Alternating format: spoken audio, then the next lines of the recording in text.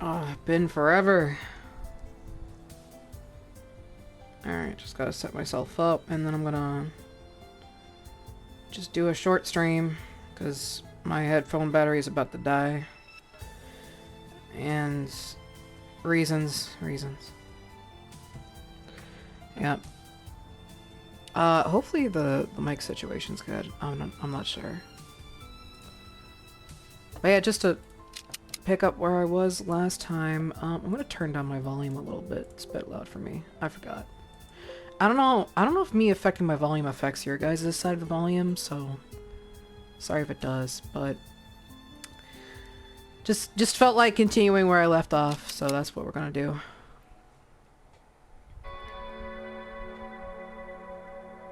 Alright. So apparently I just left it there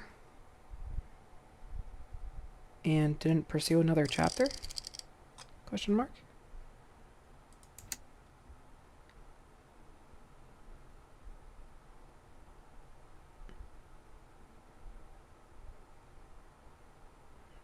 No, was the last chapter I read. Okay. Alright, well, I'm gonna go with this one.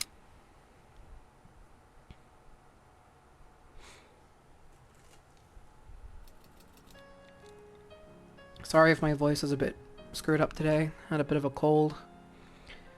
And so I may sound nasally or something, but what can you do? Doorman wanted. Must have a great attitude and have strong sense of customer service. You will be paid well, including full accommodations. For more details, please contact the Hotel Newliston.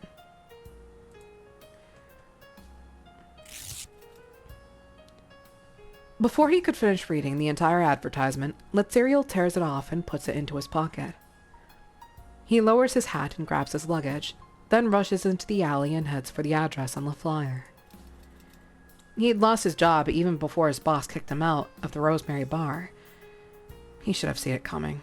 He had challenged the punks in the pub and punched them in their goddamn faces. And when he saw a bunch of people waiting for him in front of the bar the next day, it was too late. What surprised him was the men from Tulane also arriving on the scene. Before the fight began, Letzeriel snuck away.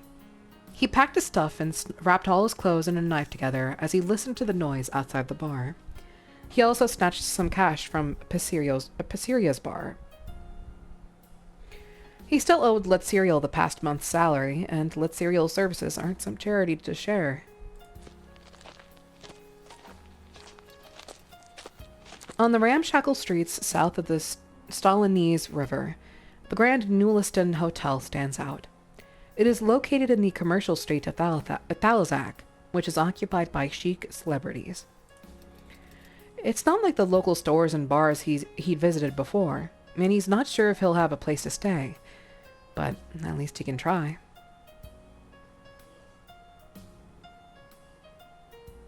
Oh, yo. Good day! I saw your advertisement. Have you found a doorman yet? Klar? I'm sorry? Moje Stela. I'm here to apply for the job of doorman. Oh, Sie. Oh, yes. Our boss would like you to go to the top office to get details about your qualifications. Go away. Thanks, dude. Man, if only I could pull the same exact move. Walk into a fucking joint and be like, hire my ass. I miss those days. I've never witnessed those days because I was a child during that time, but those days where you could just walk into a business and be like, hey, I want a job, and they'll fucking give it to you. Oh my god. Or at least like bring you to somebody to talk about it. Like, oh my, I miss those days. I want those days back. I never experienced those days, but that sounds fucking amazing. On-spot interview just for walking in. Like, God, This grand hotel is different from other places, Letzeriel murmurs. At first, he thought he could start working right away after having a small talk with the manager. Now, he's proven wrong. He has to meet the big boss in order to get this job. Why, were you, like, expecting a recruiter? You know what? It's actually lucky to get the big boss. Because, like, you know your job is solid at that point if the big boss hires you specifically. The whole top floor is obviously owned by the hotel owner. As soon as Letzeriel steps out of the elevator, the first room he sees is a guest room. The dark brown door appears to be a very expensive wood. He knocks on the door carefully. Risha. Come in, please.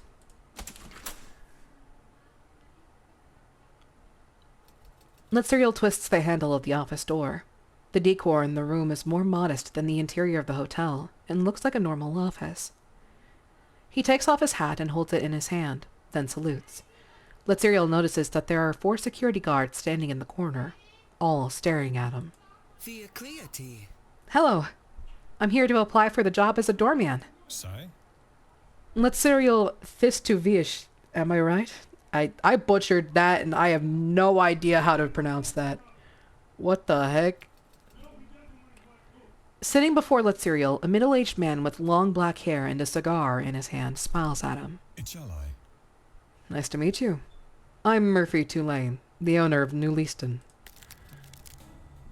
When Letzeriel hears that name, he freezes. He takes a step back, but immediately feels someone behind him. The 2 bodyguards standing next to the door leave him no place to escape. A cold sweat drips down his cheek. What's worse is that the door opens behind him, and a young red-haired man with an injured face is thrown on the ground. Letzeriel recognizes the man right away. So different from Yanni's wild side from the bar, he is badly wounded and unable to move under the control of one of the bodyguards. What, do you know this guy? Why does he look so familiar to you? I heard there were a couple of Tulane boys who had a conflict with other gang members at the Rosemary Bar the day before yesterday. The middle-aged man behind the desk pours wine into a delicate glass, emptying half the bottle. He looks at him meaningfully. Letzeriel doesn't dare make eye contact with Yanni. See. I've heard about that. Artheoctolian. Well then, as you know, our Tulane are not allowed to fight without my permission. Murphy takes a sip of the wine and gives a playful smile to Yanni. His facial expressions are kind, but his eyes are full of violence and disdain. Our dog has been given the punishment he deserves. What about you? Who do you think you are, messing around my place? He glares at Letzeriel, and for a moment the lingering air of death crawls into the young man's heart, choking his throat mercilessly. However, Letzeriel stares right back at the leader of Tulane. Kekla. Vestaline. Who am I? Bro. Who am I? That's what I want to hear from you, Mr. Tulane. Oh?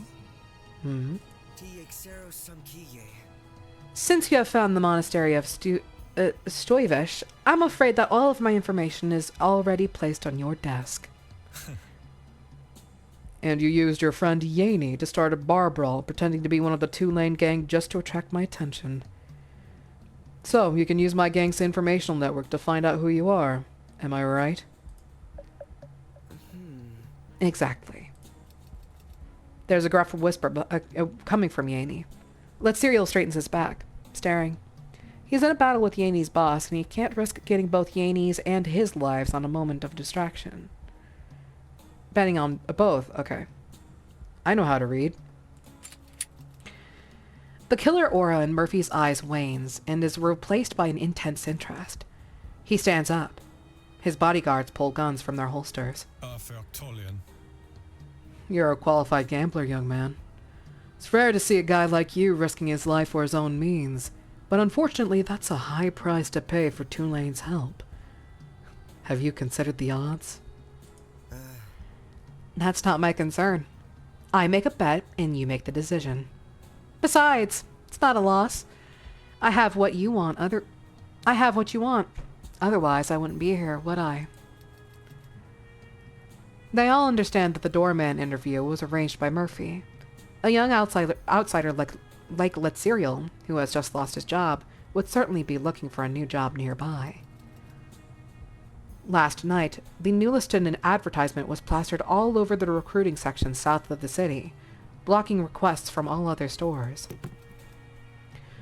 Murphy nods and places the gun that had been pointing straight at Letzeriel on the table. Lino. Then come and defend yourself with a bar brawl.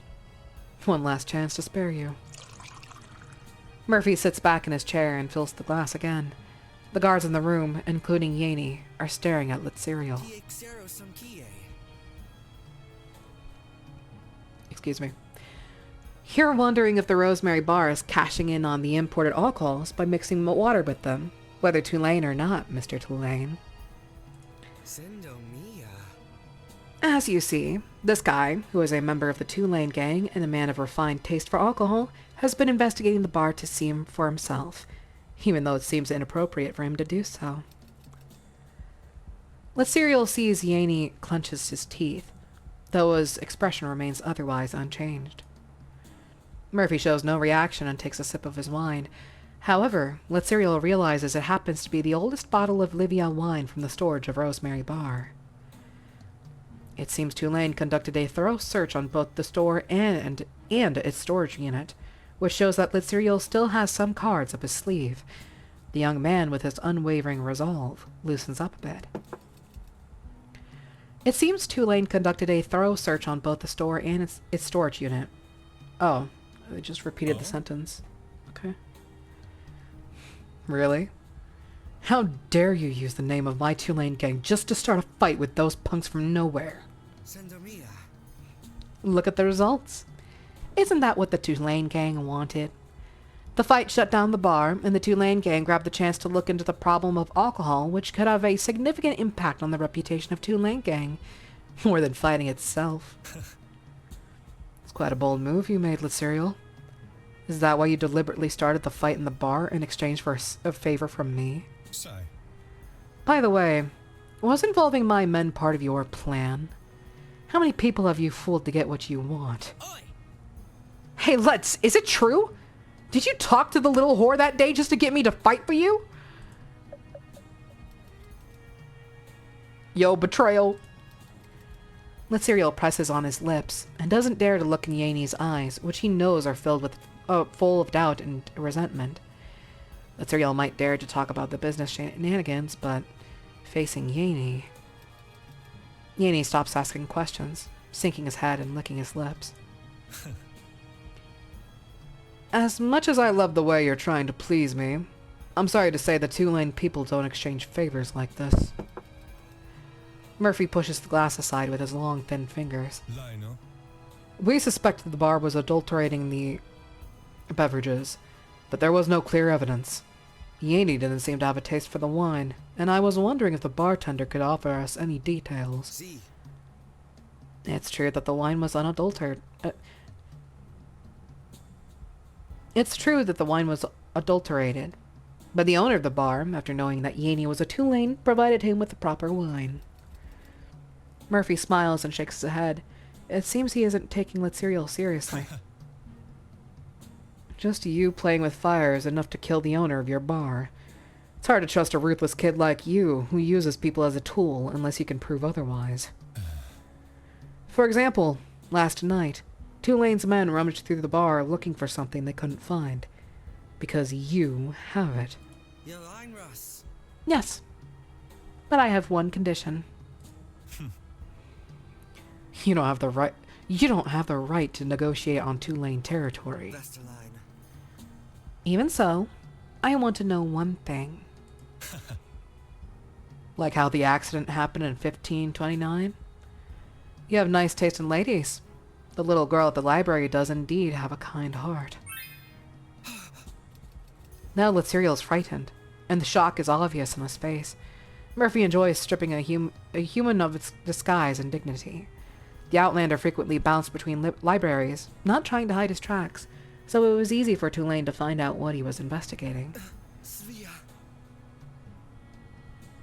Please, Mr. Murphy, I need to know the truth. Fair enough. You need to hand over what we want. I'm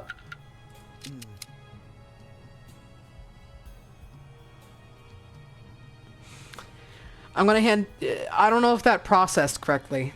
I chose to hand him nothing. I don't know if I was too late clicking that button, though. Hopefully I wasn't. I wanna stay in my ground here. I'm gonna see what that does. I visited a local journalist yesterday afternoon, and he was very interested in the news that the liquor was adulterated by the gang. Oh? Are you sure he would dare? Show? I'm sure a journalist who dared to uncover the killing of the preachers will have little worries about the gang. Airline Russ. For the Mafia Tulane, when a scandal like this is made public, it's not just the alcohol that's affected. You're crouching? I hope I'm not misunderstanding. Is that a threat? Vesterline. Certainly not, Mr. Tulane. It's not that I don't want to hand over the ledger, but I also need what I'm looking for. Murphy squints at the intrepid young man. What Luceriel doesn't know is that he's about to become a part of a much bigger hurricane. Sly, paranoid, ruthless. The last time I saw a punk like you, it was before I founded this gang. Murphy lights up a cigarette. Luceriel's performance reminds him of his past. He does have an eye for him, that much is true. Murphy's delighted by the shrewdness and gambler's luck that Luceriel had shown in their exchange. Lionel. Fine. About what you're looking for. Say. More than 10 years ago, I was just a punk, working for Lumiere, the old gambler. Eh? I don't really remember much about that time. Back then, he was in the southeast, and other gangs were in the north. Lumiere was expanding his business, and he couldn't wait to take over the north side of town. The fire in April gave him an opportunity. Chloe? A fire? What kind of fire? Off Yoctolian. Who could tell? Burned down a lot of houses, but there were still a few unrecovered and abandoned. Many people died. You're looking in the wrong place, son. You should try your luck at the Verethesis Order. They had their own members among the dead, and they were in charge of the cleanup. Lionel. That's all I know. Verethesis. Why would the Verethesis Order be here in the first place? Luceriel chews on the word, recalling the woman he met yesterday outside the House of Verena. He'd had a foreboding hunch that there was some great conspiracy holding everything in place, and he was an unwitting insect who could be caught by fate at any moment. A scholar from the Order. Could one of them be his parents, who died long ago, causing him to be sent abroad? He would be the descendant of scholars, not an unwanted bastard or a mongrel from Promland. The thoughts fill Luceriel's heart with warm light. He grasps the hope of having possibly caught up with the distant and faded memory of his parents. He has a new lead, and it's more important than anything else right now. Go, Sion. Thank you so much. Luceriel bows his head and thanks Murphy again, and Yaney beside him is relieved. But Yaney shakes his head as Luceriel comes to him and tries to help him up. Go away. Don't be mad yet. Let's get out of here first. Despite Yaney's wishes, Luceriel picks him up. Just as they are getting ready to leave the office, two bodyguards step forward and block the door with their bodies.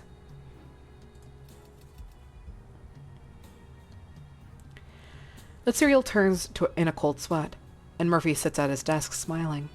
His gentle smile reminds Luceriel of when he first entered for the doorman interview. You said that you made the bet, and I would make the decision. Which includes the possibility of you never leaving this building. I forgot about that. Despite the hollow whispers of Luceriel, who turns his head stiffly, the way out is blocked, and two tall bodyguards approach, casting a shadow that envelopes him. Wait. Let's talk. I'll give it to you. Whoa! Hearing the screams of the two young men, Murphy turns his back and makes a phone call to the employee downstairs. I'm done with the interview, but keep the advertisement. We still need a doorman.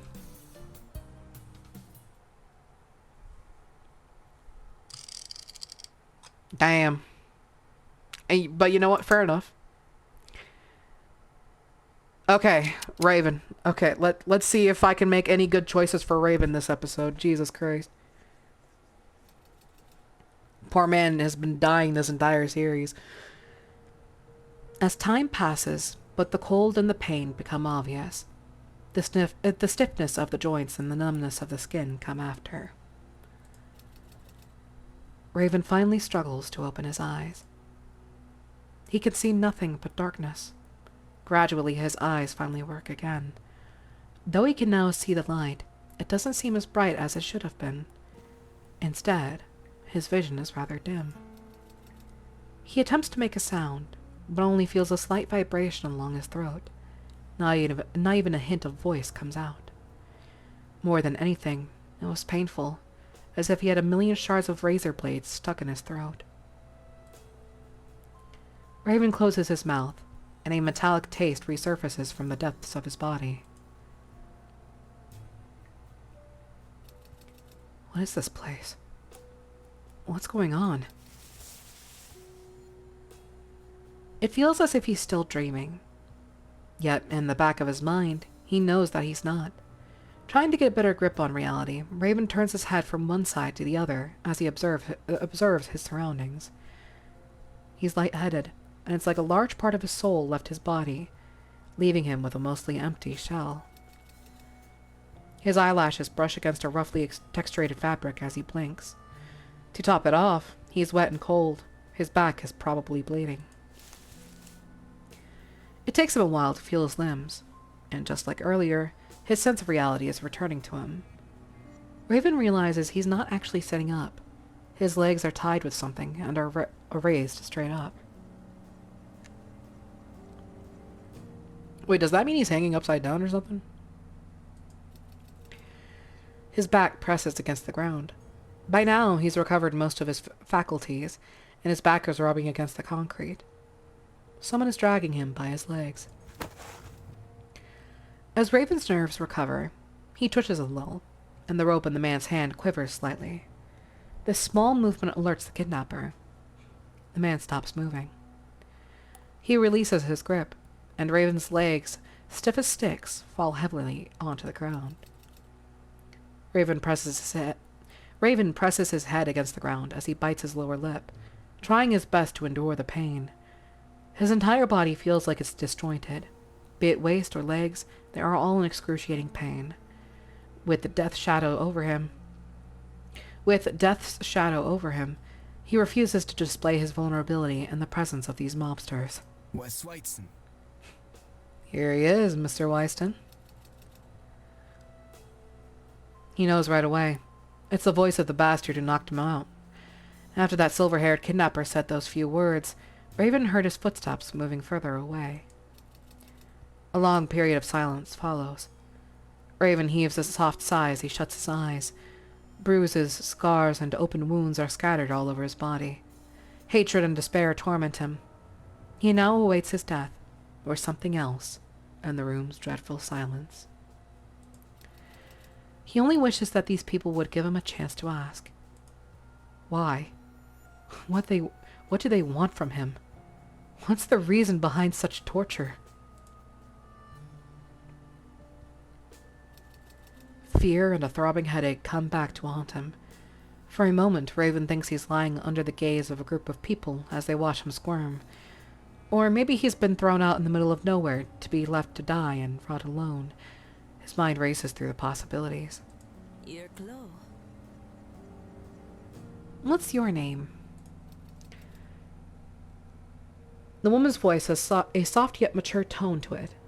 She must be a praised singer. Raven remains silent.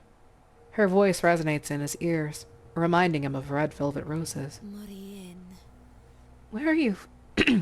Where are you from? After not receiving a response, she repeats the question patiently. As she does this, a gentle hand caresses Raven's cheek through the sack. Raven suppresses his fear, trying his best to speak calmly to attain a mere chance to survive. Raven Winchar. My name is Raven Winchar, and I'm a student at Ely Medical University. Sure. A medical student? Is that so? He hears the woman reciting his answer, and Raven catches a trace of suppressed joy in her tone. He's somewhat relieved, though he couldn't help but wonder what use he has for responding. Though what might come after won't necessarily do him any good. It's better than nothing. He quickly gathers his thoughts and tells the woman the whole story. Yes, you can check my student ID in my left pocket if they haven't taken it, ma'am. I don't know anything about this. I was supposed to give my friend his party attire. On the way, I was suddenly knocked unconscious and brought here. Whispers filter through the darkness. Oh? But I assume you've got good grades, no? Have you ever had a clinical surgery internship? Or solo surgery on the throat or blood vessels? We're not going to hurt you. On the contrary, we need some help. Raven takes a deep breath, and he hopes, they're not planning to kill him. Now sweating, Raven squeezes his hands into fists. He tries to be courageous. See? Yes, I've had perfect grades in both professional and theoretical classes. I had some practice before. Independent treatment, involvement in laryngeal neoplasms, and large artery sutures. Well then, you are the professional we need right now. The voice of the woman sounded genuinely happy. Raven is stunned for a moment, and then he realizes that he could actually be safe. The tension in his body fades away in the blink of an eye. In his head, he immediately thanks the Botru for his mercy. A soft clatter to his right is followed by a knife cutting through the tough cloth.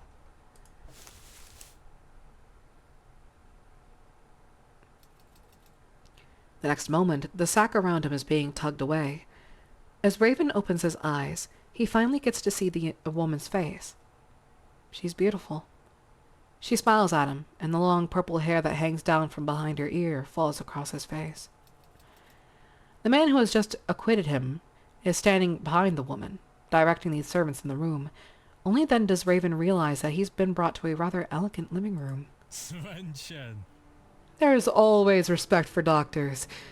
Robert, please pour a cup of black tea for our young doctor here. He looks frightened. You haven't eaten anything, have you? You haven't eaten anything. Oh, why can't I read this correctly? You haven't eaten anything, have you? Please, have some cheesecake. Surgeons must have enough energy to carry out operations.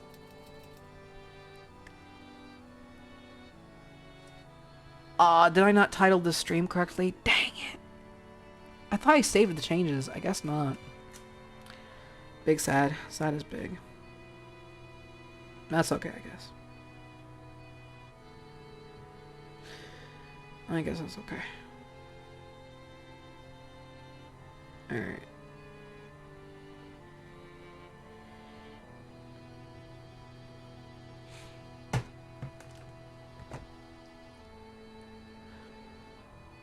At the same time, he knows... Okay, I'm sorry, I got distracted, so I'm gonna reread this. At the same time, he notices a blonde girl sitting at a table further away. Sensing Raven's gaze, she flashes a smile at him. Raven's eyes twitch, and he slowly looks away. Then he spots the silver-haired kidnapper, playing with a knife in the dark. Raven looks at it for a moment, and recognizes it as a scalpel. Fear, once again, surfaces. Then Robert returns with a plate, holding a piece of cheesecake. Raven obediently gets to his feet with the help of the woman. Then he sits in the chair next to the gentleman as directed. Little by little, he slices the cake with a knife and fork. The cake even contains honey and pickled roses at the center. Pickled roses? Is that good? I've never heard of that before. That's unique. When he's finished, the knife, fork, and plate are nearly spotless. Not even a trace of honey sauce remained. What a cautious and vigilant student. I hope you can use a scalpel as carefully as a knife. Ah, where are my manners? I am Lagarde Weiston. They are Charlotte Foucher and Robert Midlich. Melode. Nice to meet you, Mr. Weiston. As soon as Raven and Lagarde are introduced to each other, Charlotte leaves the room with Robert.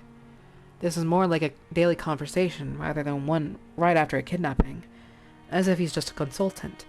who has been brought here by special measures. I'm sorry to invite you in such a way. We need a doctor, is what I told them. But there appears to have been some kind of misunderstanding, as they came to you in such a crude way. I'm very sorry about that. Line. It's fine. I'm more interested in knowing who the patient is. Whether that's true or not, Raven can only believe for now. The sooner he can meet and treat the patient, the sooner he can get away. Lagarde smiles with relief. The blonde girl approaches when Lagarde waves to her. She salutes with her pale hands. Odren. You can call her Rorty. Please forgive her silence. She is greeting you. Raven freezes, but then he understands. This is a poor mute and deaf girl, eagerly awaiting his redemption. Melody. Good day, Miss Rorty. I need to confirm the condition of your vocal cords or your throat to check the level of severity. Even the best professor at Elite Medical University has his limits as to what can be done solo. The green-eyed girl shakes her head. She makes gestures in a quick way, trying to explain. As her voice, Lagarde translates for her. She says that not only are you a smart doctor, but you also have a good heart. Please don't worry, because we have done all the preparations for it. That is, all you have to do is a small operation to attach an instrument to her throat. After your success, we will pay a generous reward. As Lagarde is explaining, Rorty is undoing her collar. Now Raven can finally see her snow-white neck. While he's still in awe, Raven hears heavy wheels rolling against the planks. He turns to look and sees the kidnapper pushing a huge wooden box into sight.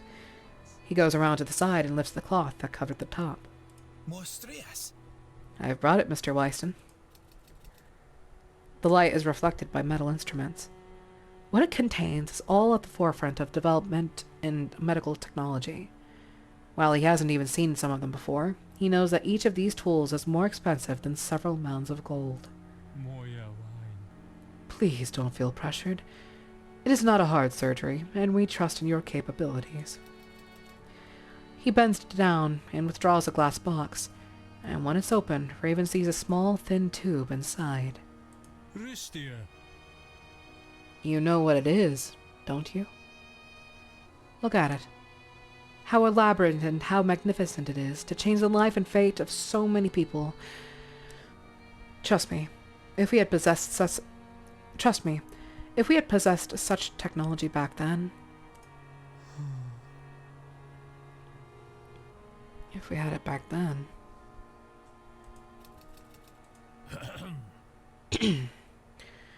Anyway, we need you to place this little object in her throat. Everything is ready. All we need is an operator. Rorty utters a somewhat hurried whistle, a hint of fear for the throat surgery, even as she desperately wants to be cured. Raven realizes he is her doctor now, and her life is in his hands. He has to be responsible for it. After a moment of silence, Raven unwraps the bag, pulls out a pair of gloves, stretches them over his hands, and gives his patient a comforting smile. Kitar Align Nexi. Yes, I will do my best. That's all you can ever hope for. No, literally, in cases of surgeries, that's literally all you could hope for. Somebody trying their best.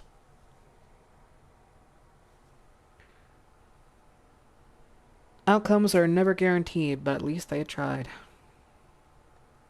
Okay, where are we?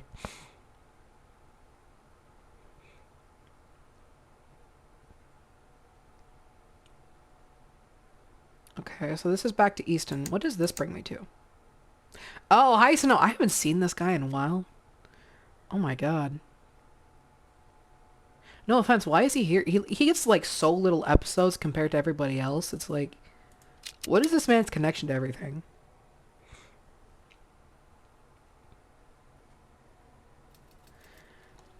Time fades slowly as the groom drives the carriage through the north streets. Buildings melt away until there's nothing but acres of green. At the edge of the city, dry, bare trees lead Hyseno's carriage to the doorway of the Mulnathan Manor. Going home, are we?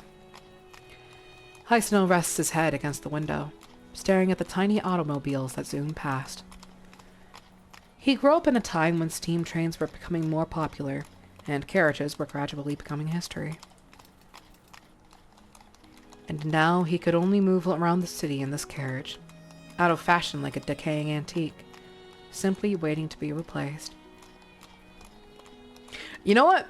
This carriage ride in the future, aka our time now, would cost like literally thousands of dollars. It would only be for the rich to parade around on a carriage.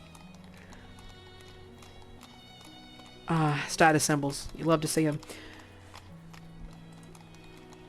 A perfect analogy for the current state of the church. A tale told by an idiot, full of sound and fury, signifying nothing. As the carriage pulls up to the manor gates, Hyseno's mind drifts to the past, and how excited he got when his father took him and Finley downtown. They would watch the sceneries fly by and fill the carriage with laughter. How happy they were back then. Father. The mere thought of seeing the Mulnathan's clan... The mere thought of seeing the Mulnathan clan's patriarch chills Hyseno's blood. Sadly, he has no time to mourn for the inevitable change. He needs to confront his father and prove Turner's innocence in his own way.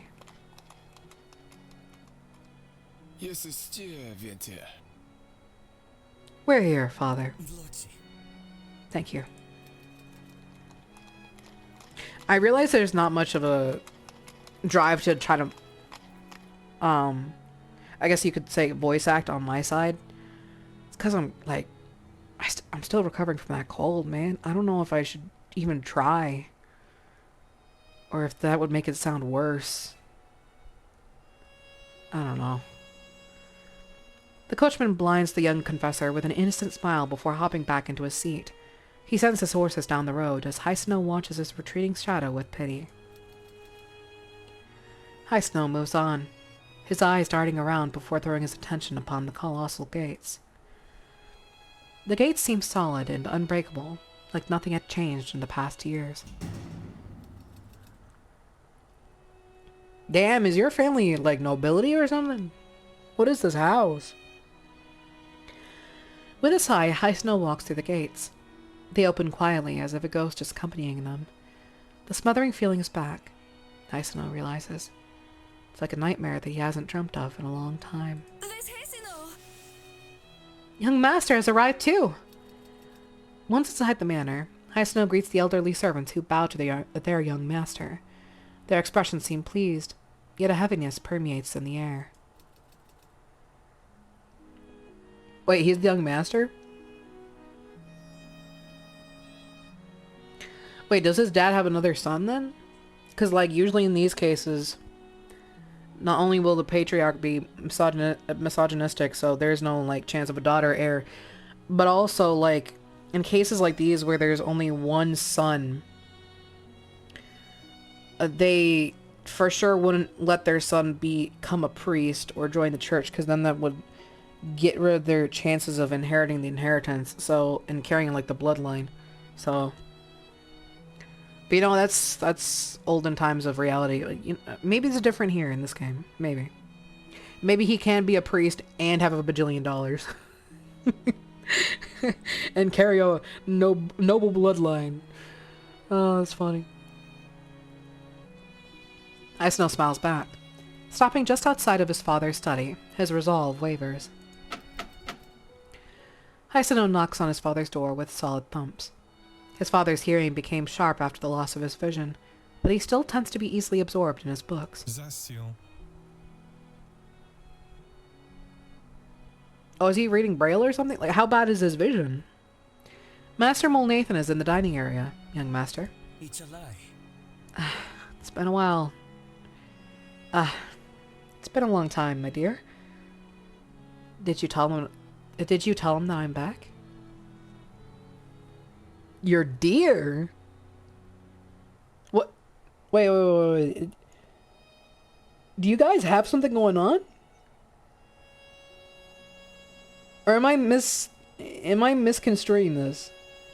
Because I'm pretty sure my dear is for someone, like, very close to you.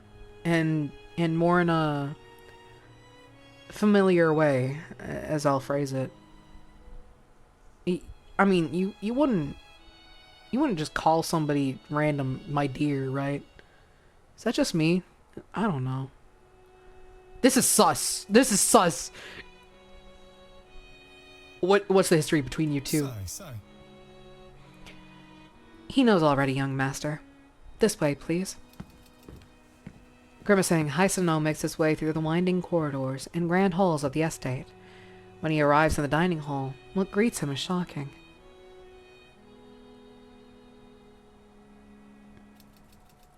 His entire family is present. Oh, so his father does have another son. Okay, so maybe that's why he could become a priest. I don't know. Maybe the priestship in this game is different, though, like, than in reality back then. His entire family is present. Sayalt Mulnathan, his stepmother Agathina, his younger sister Florice with her husband, and the youngest Sandra. Wait, so he's not the son? He's the stepson? I mean, I guess it could work, but then like the father would be like the patriarch would be pissed about that. But okay, I'll stop trying to connect this to reality, like past nobility. However, what distresses Hysanel the most is the empty chair, waiting for someone who is no longer alive. It's for Findlay. Unlike Hysanel, his brother Findlay was the pride of Mulnathan. He was tall and handsome, with his blonde hair always neatly waxed. Everyone spoke highly of Sayalt's eldest son, who said to have had inherited it. Everyone spoke highly of Sayalt's eldest son, who was said to have had inherited his father's wisdom and sense of responsibility, as well as his mother's kindness. Findlay was born to lead, and one day he would take over his father's burden as the chief, which everyone believed before he died in the Battle of Firstnia. Hysanel remembers the sweltering summer air when the letter arrived. His father was at the door, holding Findlay's dog tag while the townspeople carried his brother's coffin, singing a dirge and walking to St. Godhrkar. I'm just gonna keep that butchering of the name. Just, you know what? Whenever you hear that in the future, if you ever recall this game and you hear that mispronunciation, just think of me.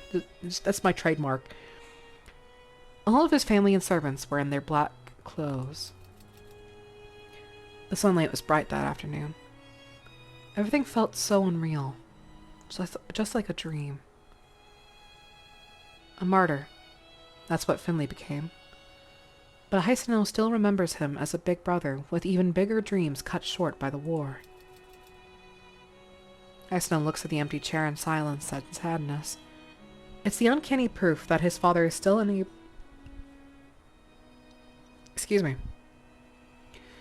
It's the uncanny proof that his father is still unable to face the reality. That cold, cruel reality has always been ignored in this twisted family. It's a lie. Good day.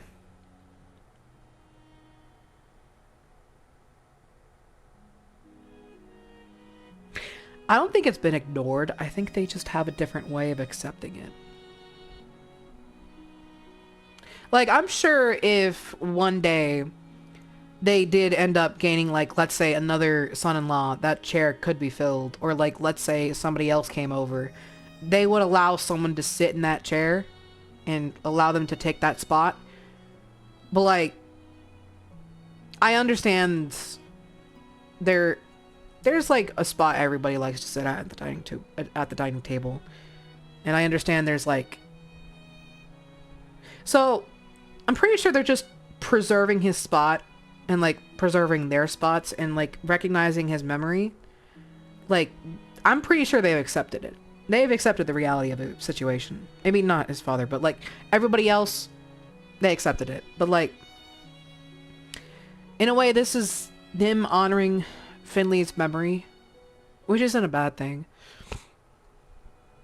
Sorry, I'm just all over the place.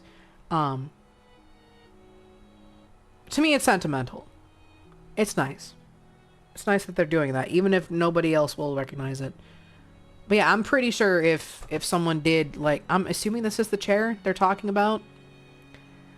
But yeah, like, if someone did come by and they decided, you know what, I'm going to take this spot, I'm pretty sure they would be okay with that. If these 2 chairs are filled. But like, even then, even if these 2 chairs weren't filled, if one day somebody took that spot, I'm pretty sure they wouldn't mind.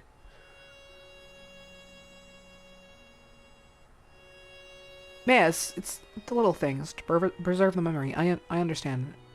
It's sentimental. But yeah, they've accepted it. They're just sentimental. That's what I'm assuming. That's what I think, okay? Because I would be doing the exact same shit, okay?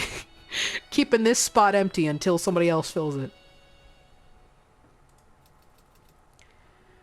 Squeezing out the simple phrase made Hisano wonder how much more difficult would it be to squeeze out razors instead. Hisano turns away from Findley's place and takes a seat 2 chairs down. Melody, Hisano. What a joy to see you, Hisano. It's been ages since you visited. Isn't that right, sweetheart? Seer. True. Yes. It's good to see you too, Agathina. Sayal remarried 2 years after the death of Hisano's mother, shortly after going blind. Hisano had never been close to his flamboyant stepmother, but he appreciates her presence nonetheless. She could always find a way to lighten the depressing mood that lingers around the manor. Unless you tell me that this was his ex-wife's spot, like his deceased wife's spot, I'm pretty sure he was okay with her filling that seat. So again, I don't think he's denied the reality that his son is dead. I think he's just preserving like the memory of him until someone fills that spot, because I'm pretty sure that's the case with this seat over here. I don't know, it's just me. It's just me. Hello, Florius, Lawrence. Hello, Sandra. He greets his sister and brother-in-law. Lawrence raises his glass, and Florice narrows her eyes with a smile. She grew to be much more refined after her marriage and pregnancy. Hisano couldn't help smiling. She reminds him of Priscilla. Or maybe it's the other way around. Regardless, he's happy to see her. At the same time, Sandra turns her face away, not wanting to look at Hisano.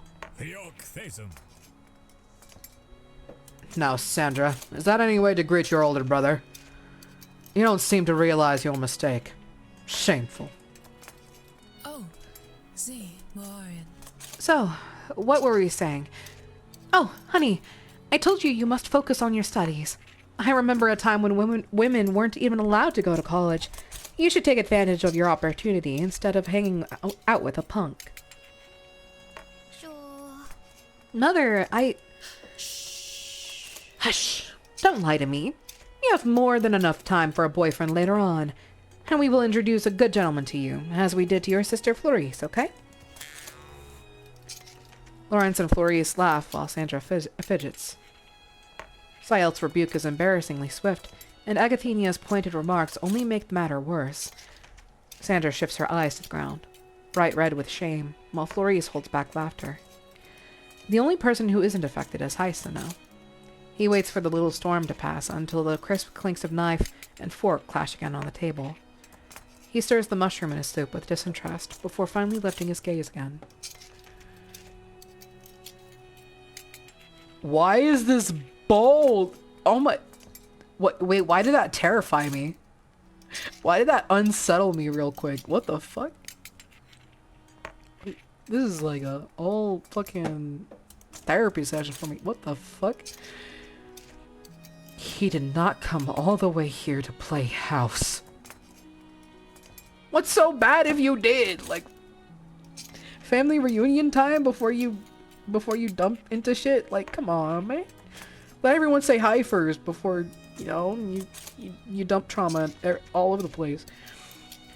Maurice dear. I've bought a ticket to Illy City for this Sunday. Hisano. Hisano? Slash. The chapel is in order. The baptism festival has yet to come, and the seminary is going on holiday. You don't have time. Sayal interrupts him immediately. Like, come on, man. Your father's trying to hang out with you. Come on. I mean, You can delay until the day of the festival. Come on. Slaysin.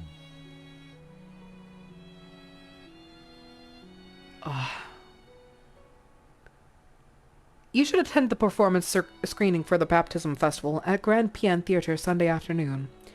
It's time to train the choir. It would be irresponsible for you to leave. Here we go again. Haisno sighs deeply. His father never says, I think you've been busy lately, or won't you go to Grand Pian Theatre? He just decides someone doesn't have time. Fyong. He sounds very prideful. St. Godhrkar's choir won't be performing at the baptism festival. Kiar tu. St. Godhrkar is still one of the places where the baptism festival will be held. Haisno suddenly stands up, knocking his chair down. Silence falls upon the dining room, with everyone staring at Haisno, who can barely hold his anger. Gooch. Excuse me if I'm ruining the mood, but I must speak to Father. Alone. His sisters look to their parent in confusion as they whisper to each other. Agathenia glances between her husband and stepson. Soon Sayelt rises and leaves the room with an army of servants following. Haisno falls into place behind them, with his own entourage trailing. They head for the private study that Haisno was trying to open.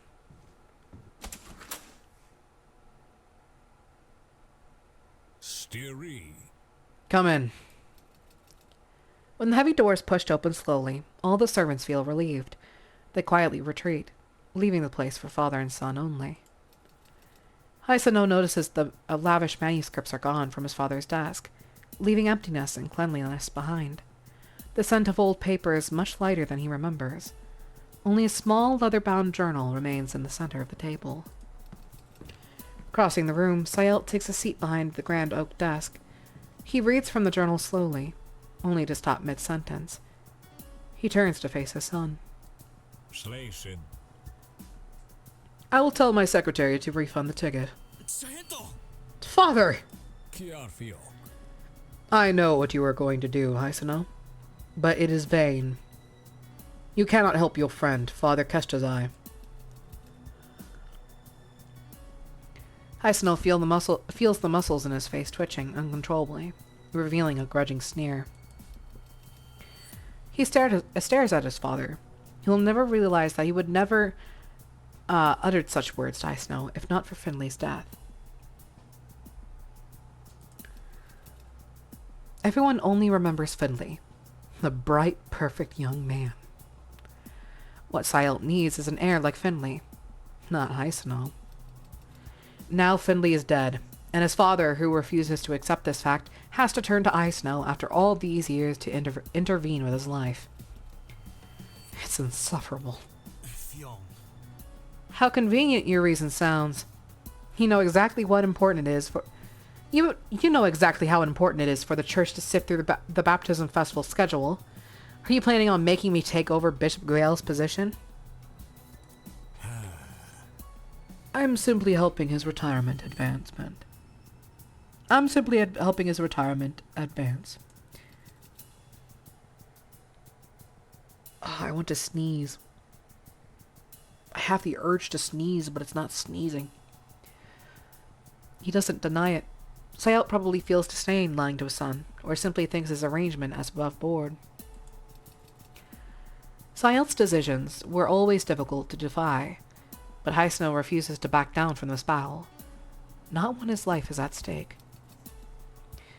If I participate in tomorrow's screening... Kiar fio. I know what you're going to say, Haisno, but no good comes from impetuous behavior. Sayelt stands and walks to his son. Haisno leaps to his feet before his father can hover above him. He hates it when he does that. It feels like the condescending glare of a hawk over a mouse. Shangmo Fierstar. Don't lie to me, father. You can start a petition in the Supreme Truth to intercede on his behalf. At the very least, the church should take a stand in the newspapers. To do nothing is ignorant and shameful. Haisno practiced these lines over and over before visiting his father. He is confident they will be convincing. Sayelt keeps silent. Suddenly, he reaches up to trace his son's face with his fingertips, feeling every bit of fury in his expression. He etches out a portrait of a young man not unlike the one he's not seen in years. Kiar 2. Never mind the case, son. Did you come only to argue? What you should do is to practice before the selection process. What does that have to do with Turna's case? Fee. Nothing. And that's the point. You should be focused on greater things. Serving the church, namely. Avoiding your responsibilities just because you disapprove of our choices would be a meaningless struggle. Meaningless? You mean not principled? Sure, I'll obey the regulation of the church, but it doesn't mean that its tenets were never shameful or full of disdain. Haseno.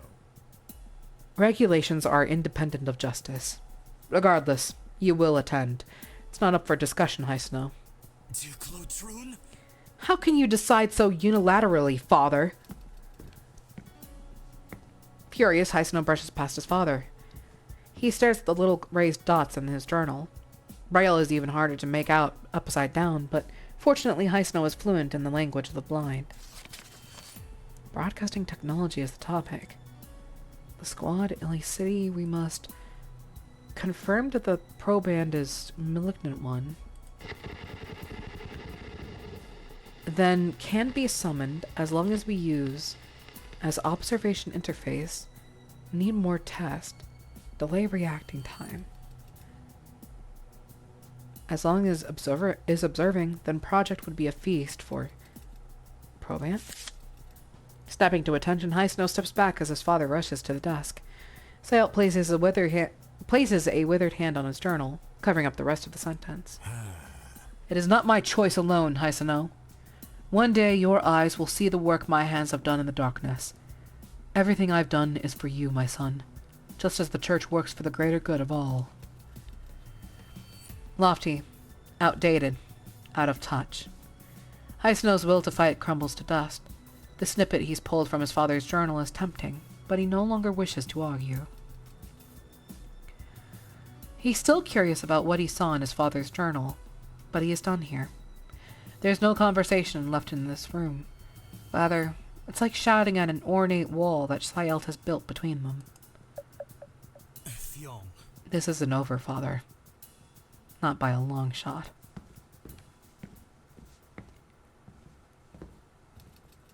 Ending the conversation, Hysno quickly walks away. He charges past the oak doors of his father's study and down the stairs. His rebellion may mean nothing to the church, but Hysno refuses to sink into the great history of the church.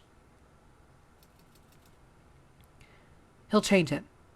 He'll be a force for good in the light of day, just like the religious pioneers hundreds or thousands of years ago. Hey, let's go. You know what this? I think this is like the. What the heck? I think this is the longest episode I've seen so far. Cause like, look how many chapters are here. Yo. Okay, I could go back to Lit Serial after he's been beat up, or I could go over to your boy. Okay, you know what? I'll go see how Easton's doing.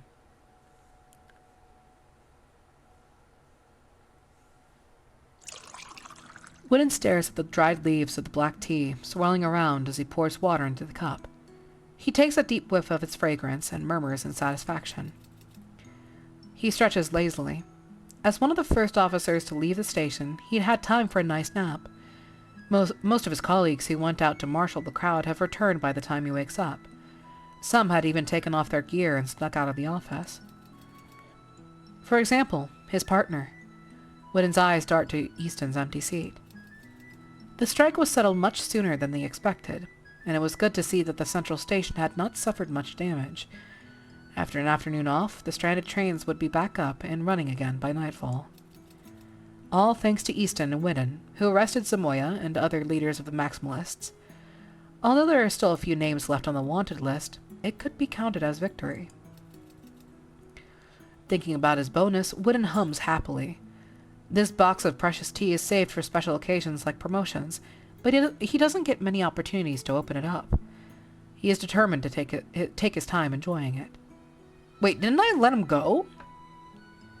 Wait, no. Last episode, I'm pretty sure I could have sworn I let him go. What do you mean he was arrested? Zamoya was arrested?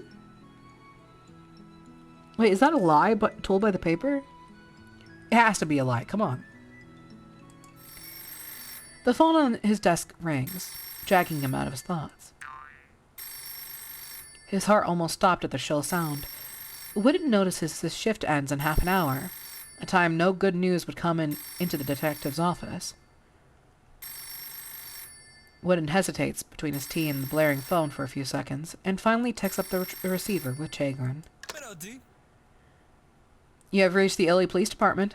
This is Operator Easterneser.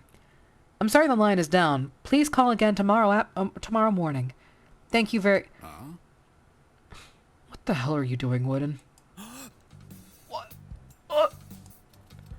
Wooden takes half a step back as if to avoid his partner's wrath. He'd wished he hadn't answered that way now. Well, I was just fooling around. I knew you'd call. Miss me? Slish. Don't be ridiculous. Listen, 70 Bondo Street. There's a murder near a leather shop. I need you here. Right now. But it's 6 o'clock, man. Can't he die tomorrow? What the hell are you talking about? Come as soon as you can, or I'll make sure you're next. But, hey! Easton hangs up the phone before Witten can finish his complaint. Witten puts the receiver down. He couldn't wait for a little taste, but it's still so hot that it stings his lips, eliciting a curse from the man. What a day. As his eyes dart to the steaming cup. As his eyes... Oh my... Why can't I read... What? As his? Where did I get the as from? What? Okay. I can read. I know how to read. His eyes dart to the steam coming from his cup. The fragrance of its contents filling up the whole room. A delicious drink sits in front of him, and he can't even take a sip. And by the time Witten gets back, it will be cold. I'll make him pay me back. Reluctant to part with his drink, he looks back at the steaming cup. Then he grabs his coat from the chair back and briskly walks away from the station. Just take the cup with you, man. Walk as you go. Or drink as you go. Okay, I'm done. Across the river Blaspapol, Bondo Street is located on the island-like west part of Italy City. Witten drives across the Kaidmom Bridge and stops at the market. The sun is setting, and the shadows of pedestrians blacken the street like crows in the trees. Excuse me. He has a bad feeling about this. The young detective pushes through the crowd along the damp twists and turns of the alleyways. Soon he sees other policemen appear. They gather outside the shop, talking in low voices. 2 officers on the scene stop him and ask for his badge. Italy Police Department, Southern Station. Witten Lockno. After checking the badge, the 2 officers let him in. Hearing them mention the name Witten, the detective crouching in front of the body stands up. It's Easton, and he greets Witten by telling him to hurry up. We done. This way. Oi, oi. Damn it. How could you hang up on me? What kind of case can't wait till tomorrow? Just get the evidence back to the station. We can... Witten looks down and notices the body on the ground. What the hell is this? Keep your voice down. Easton to the crowd outside, glaring at his partner. What? I swear it wasn't me this time. What? Other officers around them also turn their faces, even though they might have uttered the same exclamations just a few minutes ago. Feeling the weight of his gaze, Witten smothers his mouth and focuses on the body. It takes Witten some time to realize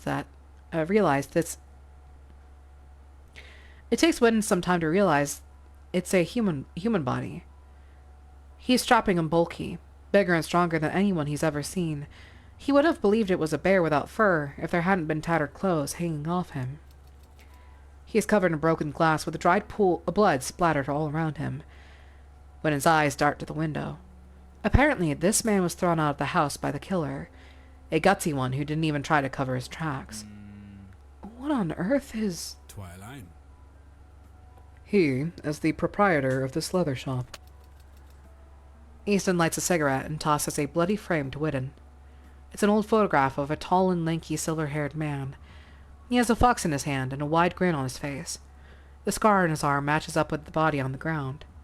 Whitten triple checks before confirming Easton's judgment. How did he get like this? Like a... He swallows the words.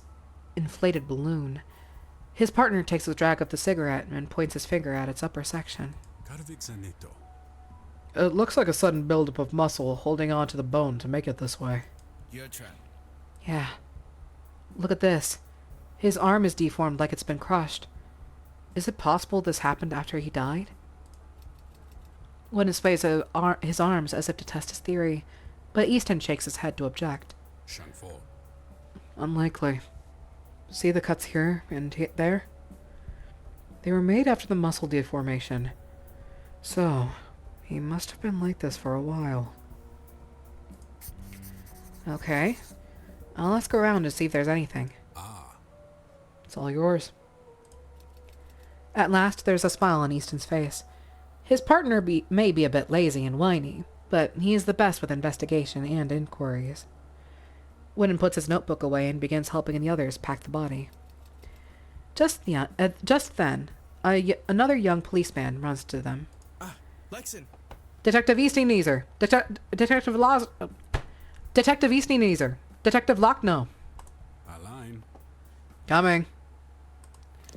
After wrapping the body in a bag and handing it over to the transport guys, Easton and Whitten follow the young officer. As they imagined, the shop is chaos. Tables and chairs are turned over, and pieces of wood and glass are scattered across the floor. Leather goods and sharp knives are hanging over the edge of the cabinet like they could fall at any time. The floor was spotted with blood. A pool of dried blood near the window has soaked into the wooden floor. Apparently, this should be the location where the victim was fatally wounded. Everything in the shop tells them there was a brutal struggle between life and death, but nobody knows exactly what happened except for the victim and the murderer. There are a couple of police officers in the room searching for random evidence like Whitten half an hour ago. In any case, they're essentially done here. Besides, there's nothing wrong with the store from the outside. And that's the problem. Instinct tells Easton that the shop is too haphazard, without any trace of the culprit's motive. Contract killer from the gang or someone who seeks revenge? There's something missing. A key to... Easton bows his head, and as he looks around the store again, a rug comes to his attention. It was neatly cut. Someone in a fight would have no time to deal with this kind of stuff. They stroll over and squat down beside the carpet. Whitten soon realizes what his partner is doing and lifts the carpet along the scratch, only to see a wooden floor underneath. Looks like someone took it. Without any reply, Easton knocks hard on the floor, the echo from below putting a grin on his face. Shanfor. Not yet. After removing the covered floor and the thick wooden mat, a staircase reveals itself in the dark. A nasty smell emerges from the basement. Easton and Whitten look at each other and see something is wrong in the other's eyes. Okay. Interesting.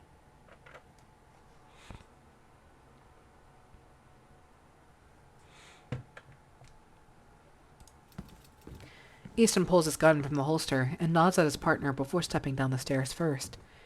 Whitten grabs a kerosene lamp from the table and follows him, with two other young policemen behind.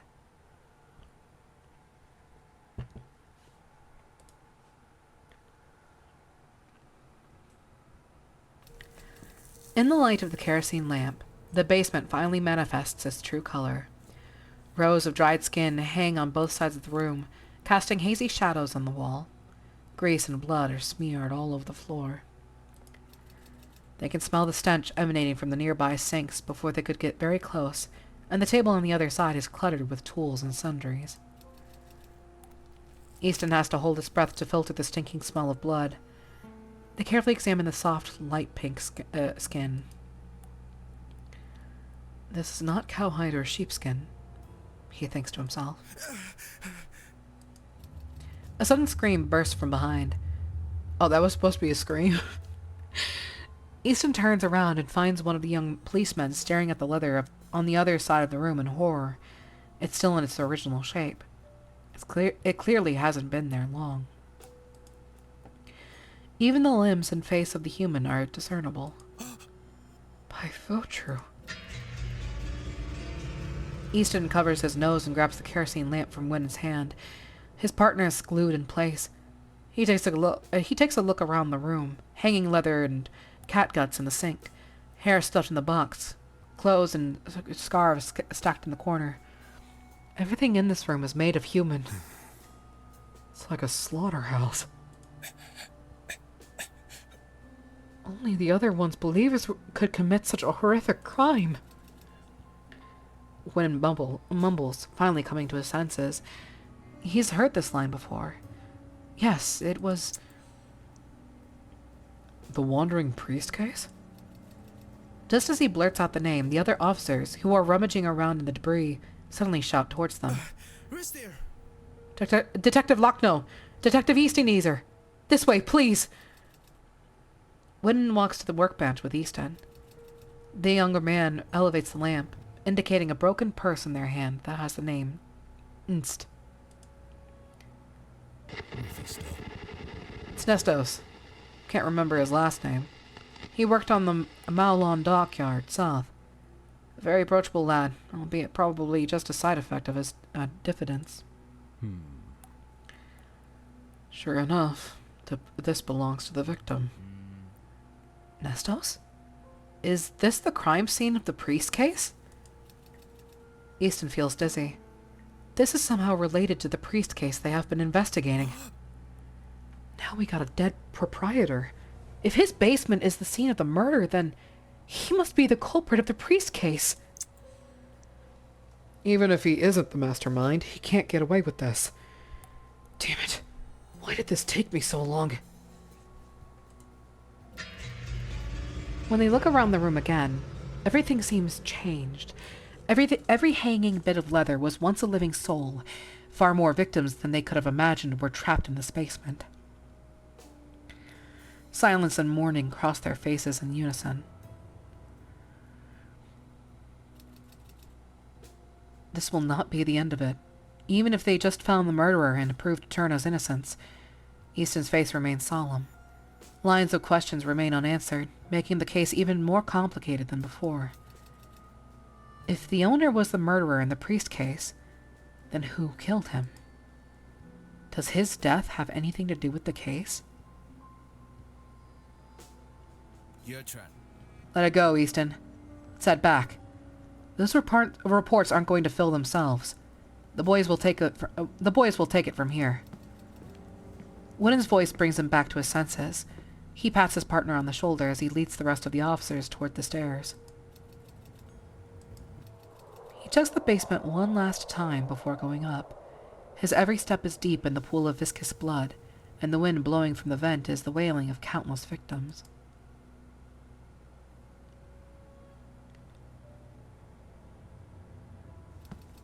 Only once Easton steps on the wooden floor of the shop does he finally escape from the horrible stench. And soon, a new commotion outside catches his attention. A gloomy man with elongated eyes walks into the shop, followed by several men in uniform, and quirks his brow at the detective. Are you Easteneaser, the man in charge here? Ah, I am. Easton offers his hand first, but the man lifts his glasses to politely avoid the skian's hand. Eric Osmond, from the Special Investigation Division of Picnia. I'll take it from here. huh? You're from the capital? Who sent you? I highly recommend you focus on your missions, like the strikes and mob fights. It would be wise not to stick your nose where it doesn't belong. Shanfo. That's part of my job.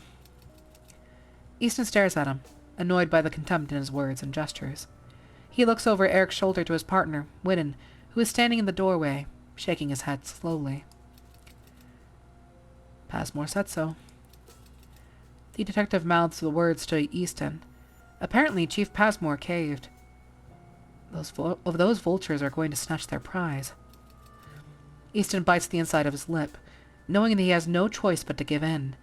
There will be no one here to plead for him. All he can do is scan the room one last time. I see. Glad we're on the same page. Eric's face remains indifferent. He passes Easton and heads for the basement. Easton doesn't move, his attention caught by the calendar on the wall. It would be an ordinary calendar if a page hadn't been torn off, as if 1544 is already gone. Easton narrows his eyes at the calendar.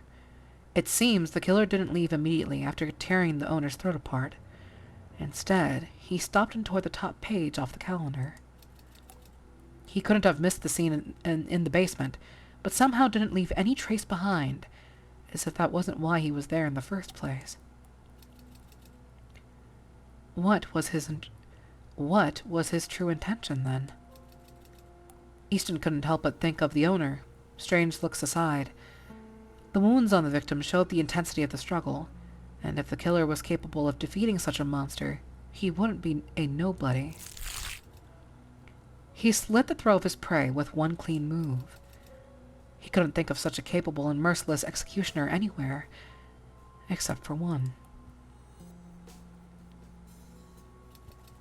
The man who committed a heinous crime 5 years ago. Oh, so we're just gonna leave it at that? Where you're gonna make me question who this sudden heinous crime is? Chervlet has already packed her bags for the audition. Okay.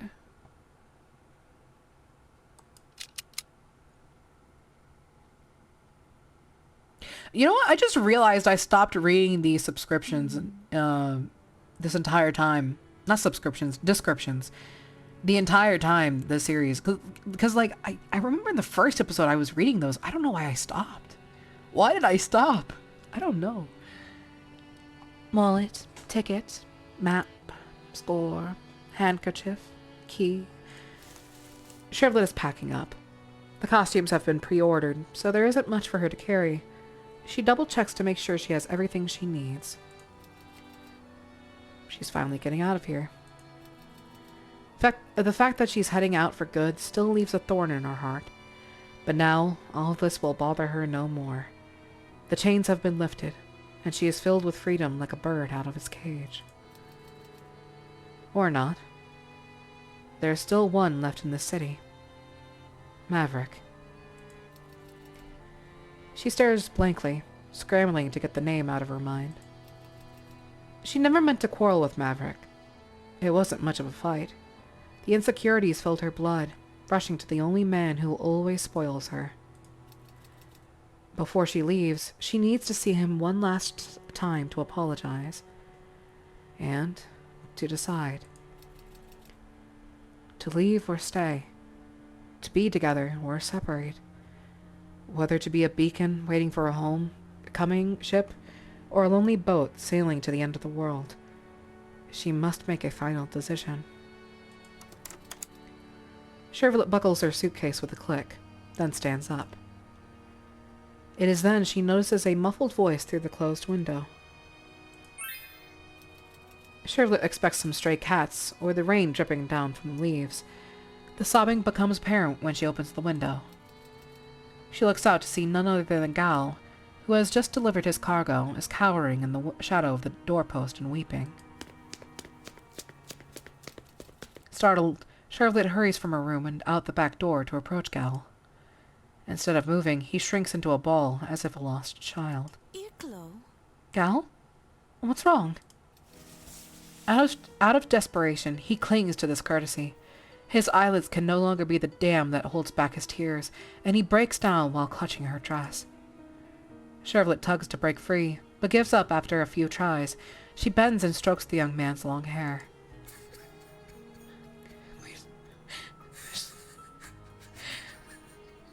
Miss Richard, I'm... Wyler, he... Shh. Slow down, child. Tell me what happened. Take a deep breath. She is in no mood to calm this bawling brat, but his lips tremble with horror and grief as if bewildering words are about to come out of them. Without much choice, Chervlet pats him. Claw without Jim. What's going on? Her benefactor and Gal's employer, Lagarde Wyston, is standing in the nearby corridor. He walks up to them, crouching down to take Gal's hand, and, without much struggle, made him let go of the woman's petticoat. Now let's see. What is the problem at hand, Gal? Gal has calmed down, slightly. Feeling the warmth radiate from Lagarde's hands, his fingers stop trembling. Chervlet smooths down the wrinkles of her dress and can't help but wonder what happened to this poor fellow. When I went down to the workshop to find Gwyler, there were police all over the place. I didn't understand why or what happened. Lagarde frowns at the word police, but he quickly erases the expression and pats Gal on the shoulder. When I stepped closer, there was a crowd of people, you see, all gathered in front, like it's some kind of show. Gal slams his fist onto the gate post with a loud bang. His rage-twisted face is hidden under his bangs. Those people were all saying how the police are investigating a crime scene, that a man was killed in the shop. I thought it must have been Gwyler's work, but he wouldn't just toss the body on the streets. That would leave a trace back to him. So I was just confused. Lagarde's voice is soft, but his expression tells a different story. I got closer. I had to. I pushed and I squeezed to the front to see what was going on. Then Gal suddenly went quiet. Just as Chervlet is about to ask him to continue, she notices that his face is twisted with despair and hatred, his sapphire-like eyes brimming with even more tears. The pain of loss overwhelms him, like a tsunami crashing down and destroying him. I understand, guys, that I suck at tears or tearful voices, so... But I gotta practice somewhere. I gotta watch back on this cringe and be like, okay, how could I make this better? Okay, I need to stop. I'm distracting from the main point here, which is this man is reliving his brother being murdered. It was then he realized that death could come silently, without any indication. Dead people have no dignity, no rights, let alone accomplishment or anything a man could have had. From the amount he'd cried before, Chervlet had thought he'd already cried himself dry. Words once again crumbled from his mouth. I took a look inside, and I saw Gwyler's body. The police, they were stuffing his body in a bag. He looked just... Gal couldn't seem to say the word. He has never even thought about referring to his beloved brother as dead. The only man who he looks up to, who he relies on, who he cares about the most. The moon has risen in the sky, its pale and icy light like cold water pouring down to the ground. It will not quench the flames of the youth, but it still can make people uncomfortably damp. But they're laughing. The bystanders, the cops, and that blonde detective. He was laughing so hard. How could they? Gwyler's dead, but those cheap melodephers. At the brink of collapse, a gal finally shouts the word. A sweet young man is torn apart. From the cracks of his soul, malice oozes out. Gal's crying so hard that he begins to hiccup and wheeze. Okay, I can't even try to do that. Chervlet just hopes he doesn't throw up. At least, not on her. Clamoyen you can.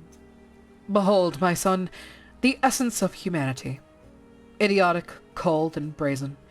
These aboriginals flood the land, yet they know little about the nature of the world. These apes, with such impudence, kill, loathe, and discriminate others due to tiny differences. Lagarde's tone remains calm, but his every word is bitter with agony. Like a dying fire, the embers of anger still flicker as if they will rekindle at any moment.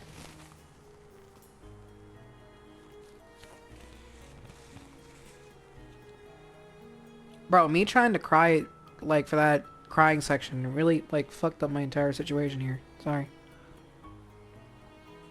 With how good this mic is, this is probably going to be the most, like, disgusting sounding video ever. I'm so sorry. I don't even know if I should upload this. But, like, I'm deep down in it, man. He lowers his voice to comfort Gal. Align. Gal has stopped sniffling. Instead, he gazes at the man firmly. His eyes are still red from sobbing, but now they're filled with hatred instead of sorrow. You're right, Mr. Weiston. Wyler died for a cause. I will not let this go easily. And with his brother gone, so is he. Gal died in the night of life and death, a world of lost and found. He has lost everything. Never-ending hellfire is his sole company. His eyes now light up with scorching flames dancing within. Those people who took Wyler's life will pay. I will make sure they do.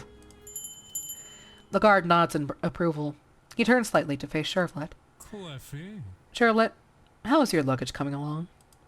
Sandomia. I've packed everything I need. Yo, how cold are these two people? This man literally sobbed his fucking eyes out. And they're like, yeah, okay, I'm getting ready to move. Anyway, Tuesday morning. Align. Good. We must leave to catch the train now. Rob will take care of everything. And Gal, go inside. I'll let the maid prepare you a place to stay. You'll need a good rest. Bro, they literally treated it as if he said nothing. As if, like, he fucking said, oh, I ate, like, Tim Hortons this morning. Okay, cool, great, have fun. No, they treated it like he said that, but, like, this man literally sobbed his eyes out and was like, my fucking brother died, and everyone was making fun of his body. Like, this is bullshit. And they were like, yeah, Tuesday morning, anything else? Can you stop trauma dumping? Like, what? I don't care. Like, wow, okay. Damn, Gal, I'm sorry. Even though I killed your brother, I'm sorry. Shervlet returns to the house to carry her suitcases. She takes a deep breath, reflecting on the long day and what's still to come. Now that she's on her way to a brighter future and Rorty's getting her voice back, things are even better than they'd planned. The sound of the engine intensifies as Rob steps out of the car to help the lady with heavy lifting. Shervlet follows him, trying her best to put on a good facade. This glib-tongued man is going to Thalazak with her. She hates how Weiston arranged Rob to pretend to be her manager. While still uneasy about it, only the joy of seeing Maverick can cheer her up, if only a little bit. Rob grunts as he loads the packages one by one.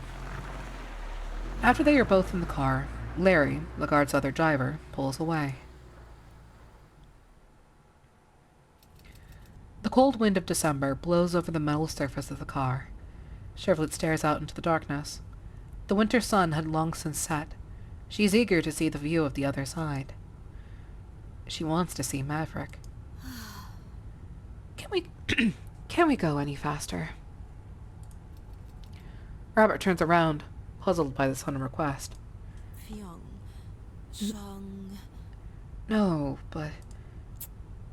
Besides, I'm doing my best here with all the frost on the road. I don't want any accidents.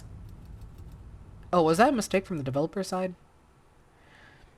Shervlet tightens her grip on her purse. She simply refuses to think of the possibility of not being able to see Maverick one last time. She wants to talk to him, to hug him, let his warmth soak into her skin, so that she can remember the sun still exists, even in the long winter.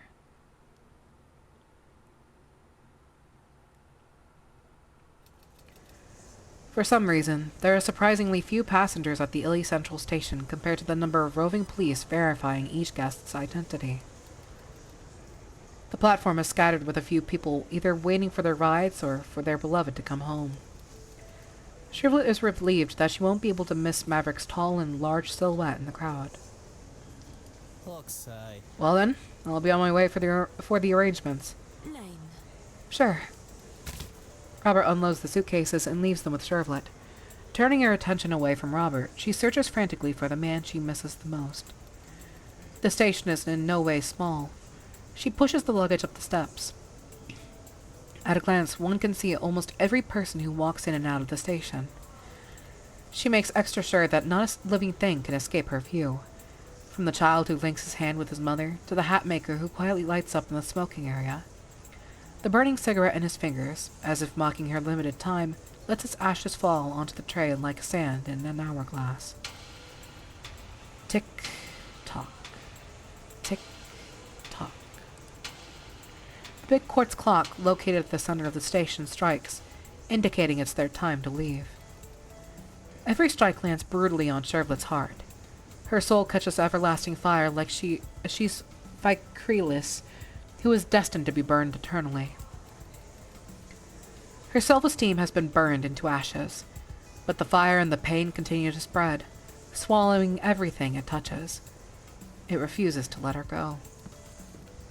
She still hadn't seen Maverick by the time Robert came back. Fuck's sake. Alright, we should go. Puzzled, Robert picks up the luggage and heads for the platform. She follows him, constantly throwing glances over her shoulder. They walk off the platform. The man enters the car first and places their luggage next to the seats. More travelers hurriedly brush past her. An elderly lady holding an excited toddler, the gentle husband caring for a pregnant wife. Oblivious of herself, Shrivelet still searches for her absent half. Robert knocks on the window to draw her attention. Bring on. It's time. What exactly are you waiting for? Shang. Just give me a moment. Please. Sorry, love. As much as I'd like to give you my pardon, the train is about to leave without us. Not looking at Robert, Shrivelet desperately searches, hoping for one last look. Passengers have boarded the train one after another, and the platform is now empty. Still, no matter how hard she tries, her perseverance is to no avail. Maverick isn't here. He didn't come. Shrivelet grew cold, as if Ison's witch was laughing in otherworldly silence, making a pact with her. She looks down at her clenched hands in front of her chest. If she had squeezed them so tightly, it was as if she wanted to melt her flesh into the fabric of the glove. They shake from overexertion. Her palms are cold, and fingers aching. Shrivelet holds back the tears in her eyes. She cannot let Robert find what's really going on. Is it because of what she said to Maverick this morning? Is that why he wouldn't see her off? No matter how much she regrets, her last chance of making amends is gone. Remorse, resentment, and rage engulf her like a flame. Twanyak. Shrivelet, are you crazy? You've still got a show, remember? Robert is shouting from behind. There's no way she can't oppose his words. Is this the end of her and Maverick? No. The flame that trapped her bursts outward, and the hatred that she bred emerges from the fire. I shall be reborn. I shall climb to the top and become the new morning star. She is the crow. She is the flood of the apocalypse, and she is going to make Maverick feel the power of her pain and grief. I'm not going to be stuck with him. I'm the only one who can hold everything. I'm the only one who can break the heart of suitors. I'm the only one! She holds on to the edge of the doorframe and takes one last look. Of course, he's not here. She takes a deep breath, mimicking the breathing exercises she does. Her eyes are now clear, without any trace of hesitation. She hardens her heart as promised. Now that she is on this train to Thalazak, her path will reveal itself to her. She will forget all about Maverick, the good times and the bad. Only music will remain to keep her alive.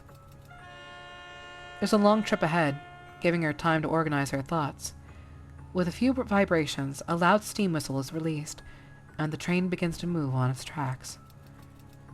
Let it take her to a higher place. To Thalazak. Okay. Seems like an important choice was there. Oh, okay, we're gonna end it with Mr. Raven here. Hopefully he doesn't die this time. Hopefully.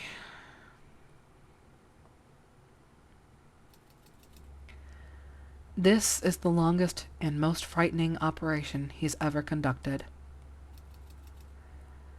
It's hard to imagine a beautiful girl like Rorty suffering from such a terrible disease. The torturous brown-red capillaries and the fibrous tissues of the throat makes it look like she's still recovering from a fresh wound. This blackish hyperplasia, which almost covers her vocal cords and ventriculus laryngeus, is spreading along the mucosa like a tumor. Some have even corroded like bone. Some have even corroded the bone. The pathological tissue must be removed before implanting the artificial throat. Thanks to its replaceability, it'll be easy to clean. Maybe it's the abnormality of that thing that's so unsettling. It makes Raven extremely anxious during the whole procedure. His shirt was soaked in sweat when he tossed the black cartilage into the tray. He owed his success to the ingenuity of the little device itself, though he doubted the apparatus would be rejected by the body. He stitched up the cut with catgut nonetheless. After the patient is sent to rest, he sits in the guest room for a while. He has almost fallen asleep when a maid approaches him. Excuse me, Mr. Winchar. Master Wyston wishes to see you now. He wants to thank you. Line. Yeah. Okay. He nods and follows her to the living room. She knocks on the door for him. Raven wants to say something, but decides not to. Rustia. Dr. Winchar? Do come in, please.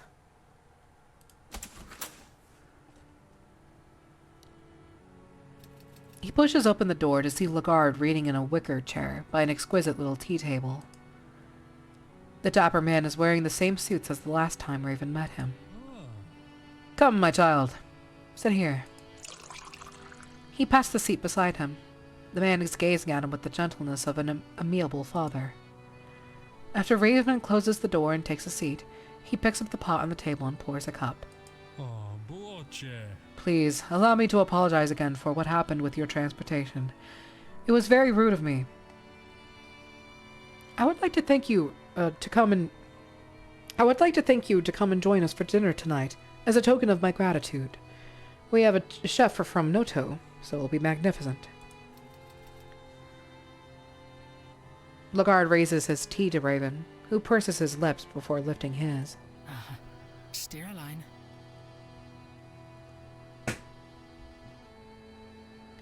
I'm glad that Miss Mortree could get her voice again. Look, I'm just a trainee. If I don't go back and get the medical licensure, my parents will be very disappointed. As much as I want to escort you back, he fixes his gaze on the other side of the room, which has just served as the surgery area. Raven knows the girl is still sleeping in there. Svenchen. Rorty really needs you at the moment. Okay. Like everything that's happened before, he has no say in their plan. Even if he did, he would choose to stay because he's needed here. But this kindness should not be a burden.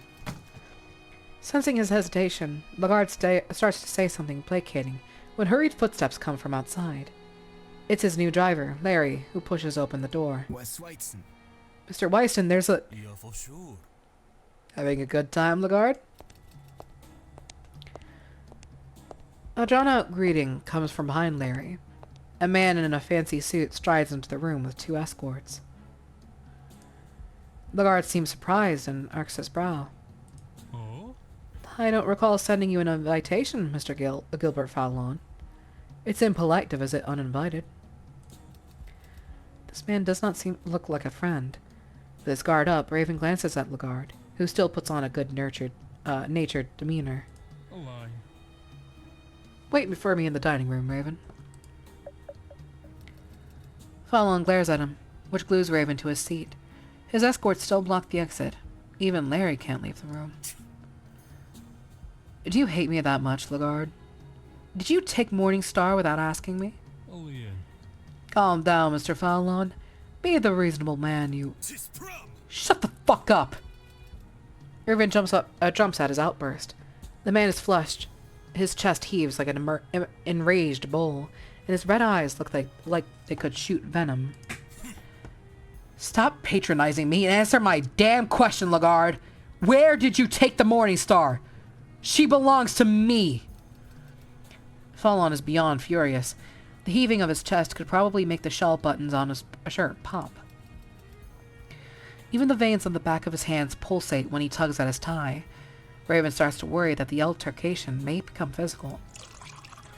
Lagarde looks unconcerned. He even pours some champagne in the glass.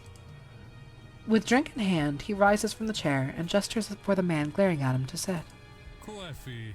I am afraid that Hillel wanted to come with me, and she can stay where she is as long as she wants.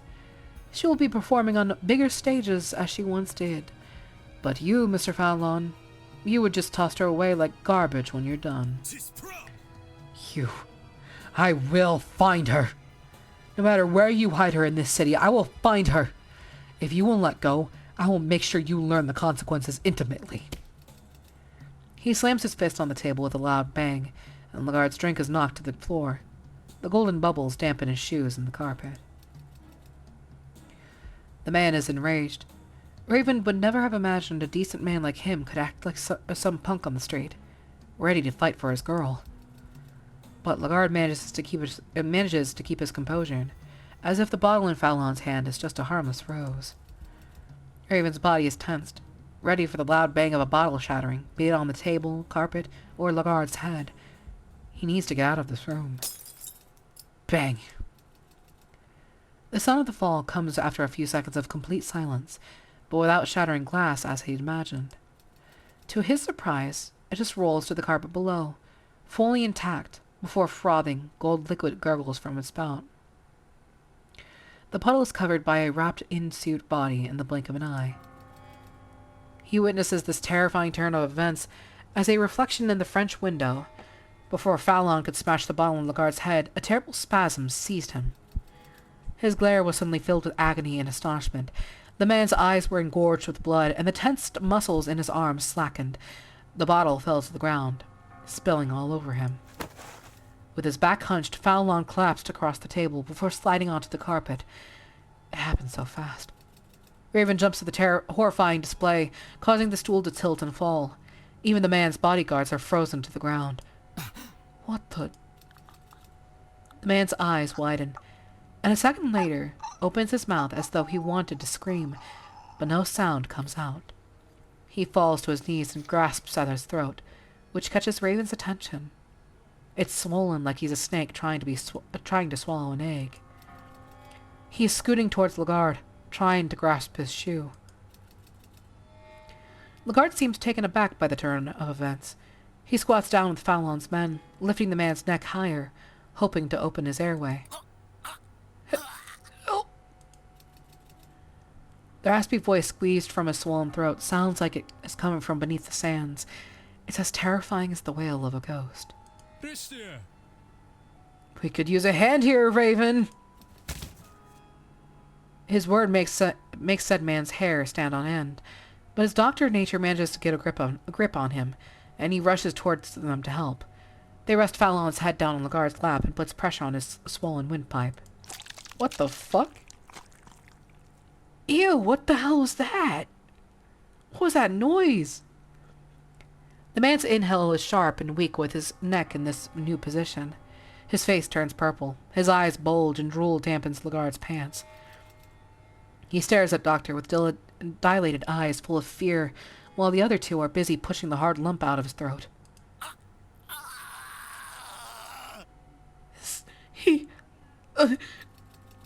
What is blocking his throat?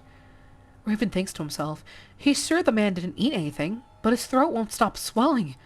Sweat dripped down his face. Dripped down his face. He could smell the man's fear turning into agony and despair. Fallon's face is twisted like he's being scorched by the sulphurous fires of hell. Ew! What is that noise? Ew! Oh, is he throwing up his fucking body? Oh no. Soon he begins to vomit, bloody saliva dripping down his chin. Then it's only black, foul goo. The lump in his throat shrinks as if dissolving. After coughing up a bloody mixture of what looks like sandy granules and tiny gravel, his pupils dilate, and he stops moving. Raven reaches out to his wrist and feels no pulse.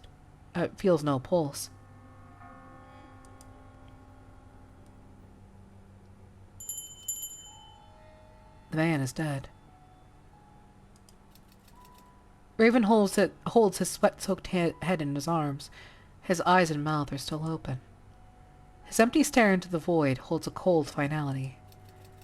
Raven couldn't lower his stare to the dead man's stony face, on which his agony lingers. Oh, Fia Morie. Get up, Raven. There's nothing we can do. There's sorrow and fear in Legard's eyes. His hands are shaking and covered in blood. He manages to hide them behind his back, out of Raven's sight. Bro, I'm pretty sure Legard just killed him with, like, superpowers or some shit. This is sus. This is very sus. Especially since his, like, other Agoon had, like, fucking superpowers as well. I'm pretty sure he killed that guy. I'm pretty sure. And he's just acting like he's, like, didn't do it. Bro, I'm pretty sure. The shadow of death hovers above them. This seems sus. Very sus. I'm calling it. Legard is a sorcerer of some kind. I'm calling it, man.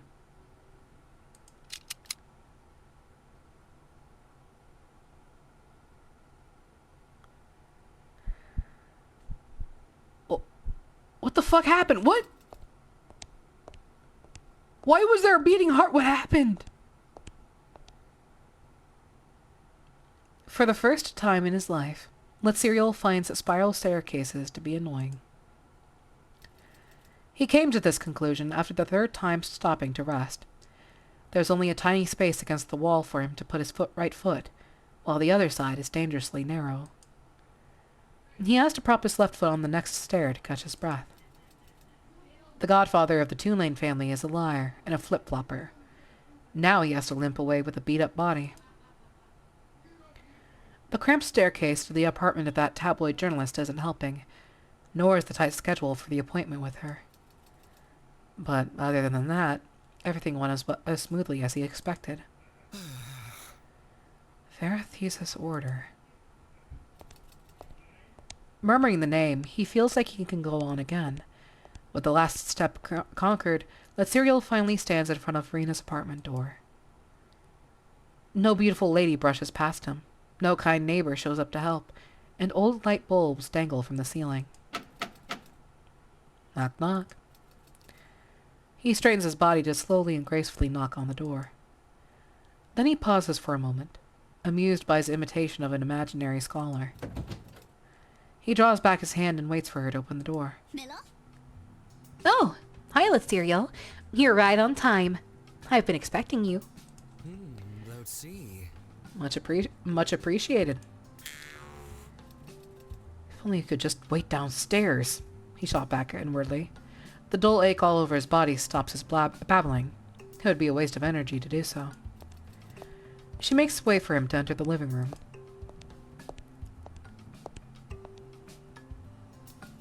There are chairs and a table for the journalist to enjoy her afternoon tea, on which are cheap tea dregs wrapped in a little bag with thick crackers on a plate beside it. Godhrkar? Something to drink? Sendomia. Wine, maybe? I could really do with something to warm me up. It's freezing out there. Sigh. Sorry, all out of wine. How about some mute juice? Eh? Mute juice? Huh? Yeah? Yeah. Mute juice. Why not? No Hokurikan would soak fruit in hot water to make juice, but the thought that his parents might have enjoyed the drink makes him pick up the cup. She didn't mash the fruit, so it tastes fresh and acidic. Not bad. Sigh.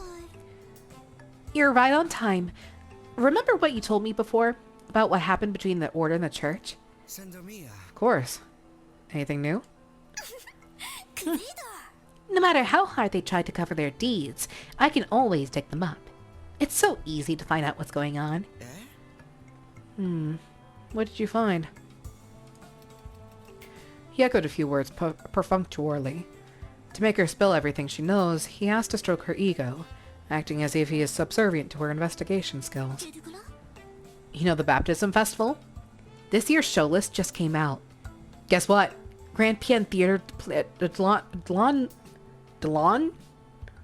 Is that Delon Ming Theater and the seminary are all included as revenues. Nothing special. He rolls his eyes inwardly. An outsider like him knows that it's no big deal to perform for a religious festival. As if sensing his disdain, she continues. それらいい。 This is an important clue, right? I did some digging and found out that one of the priests is the son of the chief of the Verathesis order. He's using the power within his reach to pave the way for his son. Hell, he could even make his son the next bishop. Then there he is, halfway inside the church without even trying. So, the order will rule. Maybe very soon. They didn't expect someone like me could reveal their intentions from a show list. She finishes her drink after the show of self-indulgence. I still have a draft with me. Wait here. I'll get it for you. Gesturing for him to wait, she rummages inside through the ink-stained table. After a while, she has collected several manuscripts. Latsiriel takes the papers and skims through the contents. He's staggered that she took his words so seriously. The reason the author's attention shifted to the Verathesis order is a warning she received a few days ago. A woman who claimed the case concerning Father Turna Keshtazai is very complicated and should not be investigated further paid the author a visit with horrifying and threatening words. She seemed like an extremist and a believer, bent on defending the reputation of the church. Yet the author discovered that she was a member of the Verathesis order. This makes one wonder if the order has anything to do with the Keshtazai case. ジェルグラ Well, I wrote this piece overnight. It will be in the newspaper tomorrow. With all this publicity, both the order and the church will have to make a statement. Just wait till everything traces back to that woman. Oh, I can't wait to see her face. The thought of her coming back to beg me. The article was pure suicide. He can't help but feel sorry for her naivete. But it has nothing to do with him, and he wasn't about to stop her anyway. He nods to her like a well-educated scholar. I'm sure she will. Isn't this exciting? I can't take all the credit, though. Your clues have been very helpful, Cereal. I'm going to follow this lead. Maybe there will be something big ahead. Your line, Russ. Speaking of which, I was just about to tell you something I've learned. It's also about the order. は What is it? She trots over and picks up her pen again. There are still a few blank spaces on the paper for her to utilize her talent of storytelling. It seemed that anything related to the order would get her to jump to her feet. My Estela. I finally got a clue on what happened in 1529. There was a fire in April, north of Thalazak. Reason unknown. And that house is still unrepaired. One of the deceased was a member of the order. Interesting. I heard they have some old files stocked in the archive. Maybe they don't want you to find those newspapers.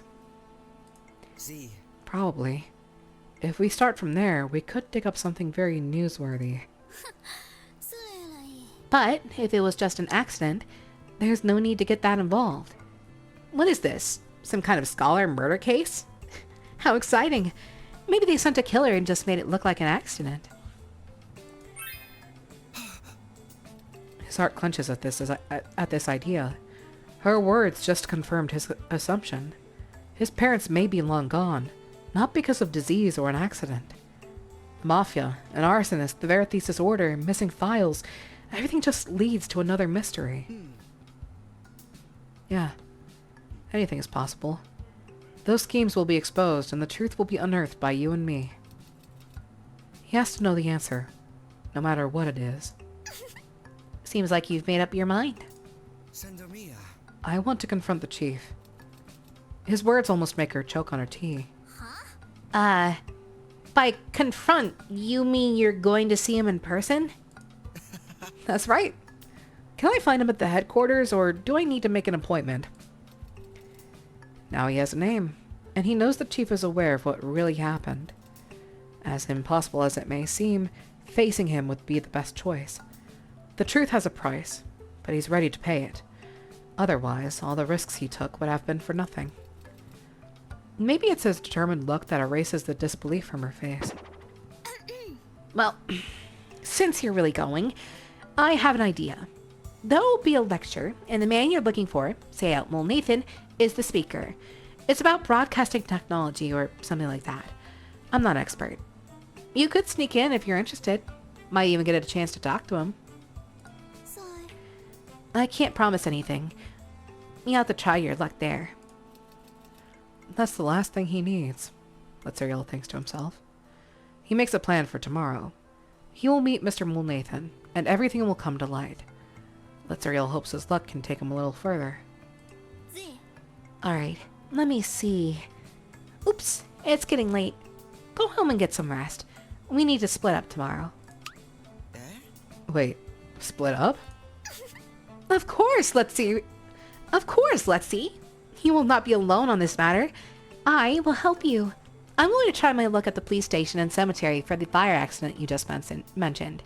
A list of the deceased won't be a problem for me. The competent journalist has already made up her mind.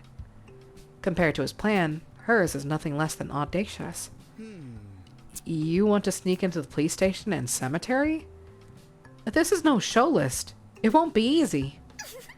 그대다. Everybody has access to the show list, but who would have thought there's something behind the words? Except me, the perceptive and sagacious Verena Wyatt. Don't you worry about me, let's see. I have a plan already. Apparently, she thinks luck will always be on her side.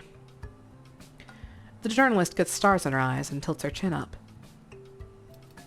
She's glowing with pride and confidence, as if she has won a battle over their 1-hour conversation. Yo, you just got yourself a partner. Let's go, bro. Oh, last chapter. Who is it? Oh, Aerith. I haven't seen her in a while. Oh, yeah, the movie date. Okay, let's go. I chose this because I thought it would be safe. Let's hope I was right. Aerith is sitting quietly in the middle of the theater with Shuhite by her side. He is staring at the screen, and the couple is bathed in the shifting black and white glow. They are watching a silent tragedy. The girl turned down the messenger from above, who reached out to her. Then she straddled a black horse and rode off into the wilderness. Her heart may have stopped beating with those people gone, but it's hate that made her survive. Her eyes burn with everlasting fire. Aerith watches the screen in silence, just like the film. Empathy seems like the most tormenting gift one could have. However, she is grateful for it. It's the raging emotions inside that keep her alive. This movie ends with the maiden surveying the stars in the sky. The red curtains fall and cover the black screen as the ceiling lights come back on. The audience begins to make their exit while talking in low voices. Aerith and Shuhite gets up and ready and head out only after everyone else has left.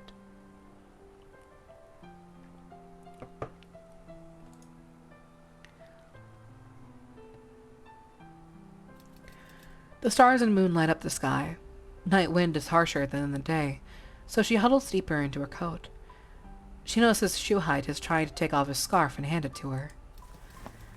She just smiles and stops his hand. Aerith sees him blush when she feels the warmth radiating from his neck. Good. Sorry for the time. They sold out the early ones. I could walk you home if you don't mind. You know, to make it up to you. She nods, and he beams with joy. They walk towards Semmel's residence together. Sure. Professor Caplet said you were supposed to have a meeting this evening. We are star. Oh, don't worry about that. I submitted the report to the chief, so that will be fine. Besides, it's been a long time since I watched a movie. I can't really do her voice because my throat is fucked up. So it's like, man. I just wanted to play the game, man. I ain't gonna lie. I was like, I was sitting in my room. I was like, I'm bored. I want to do something. I haven't uploaded to YouTube for a while. You know what? Now's a time better than any, you know? It's like... I'm sorry. Good. Great to hear that. Everybody seems so busy lately. It would be nice if you could take some time off. Arti Blotzi. It's very kind of you. I really enjoyed it. I just loved the last scene. Her eyes were very attractive. It's a little sad to me. Ophelia ended up being all alone. How cruel is that? I mean, a survivor like her will have to endure that pain forever. I think she should have accepted that Yishti. Shemmo Fierstar. That was her choice. Maybe she just wants to feel the pain. We still don't know if it was sent by the Votru or the other one. She probably didn't call for help because she already knew the truth. After a few blocks, they reach the familiar streets. She realizes her home is just around the corner. Sure. Yadone. Miss Mel! You're still up. Thank Votru. I'm glad this could get to you before the end of the day. She turns around to see the postboy dashing towards them. There's an express telegram for you at the post station. I didn't catch you there, and the people at the orders building said you'd left, so I thought you might come home. Phew, that's close. Arti Blotzi. Oh, thank you. She goes back down the stairs to get the telegram, and shoves some change into the boy's hand. He rushes to the other side of the street after accepting the money. It seems he still has work to do. What is that? She just focuses on the paper, hardly hearing him. Gwyler Warnock out. How do you know him? How? What do you mean? What? He was part of the Verithesis Order? Like, that's the only assumption I can make. What is going on here? What is your relation, Aerith? What is your relation? Next target, Gal Warnock. Stellar's Club, 22 Demetra Coastal Promenade. Carnival of the Dockers. Wait, are you related to that assassin guy? I forgot his name. But are you related to him? Like that guy with that 1v1 Gwyler and 1. Pry. Oh yeah. Pry. Are you related to Pry? Yo. Only police have evacuated the scene. The case was handed over to another party. Although the sender knows nothing about it, she believes everything is going as the Phosphiners have planned. The potential threat and a Phosphiner was terminated. People at the capital are also doing their jobs. This would be an excellent opportunity for negotiation with the government. Her gaze fixates on the last word on the paper. Last word on the paper. What is that? What? What? I don't know how to read that. I ain't gonna lie to you. It's a suffix referring to the artificial product, a medical term. There's a man she knows who can translate it, and he's standing close enough to reach out and touch. Yo, good thing I went on to this date then, huh?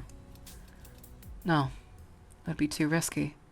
She can't ask him about this or anything else regarding the Phosphiners. It's written all over your face, Aerith. What? Her soft hair blows in the dry winter wind. He just stares at her, struggling with the words. Moja lie. You look exactly like Ophelia right now. Kiersleitrein. I kept thinking about the movie, and you're right. It wasn't my place to say something like that just now. Pretending to be the hero that I'm not. I know she'd prefer to go by herself, but... But you don't have to bear that weight alone. Sure. No one is born to be alone. You can take them with you. Just let them help. You don't have to walk alone, you know?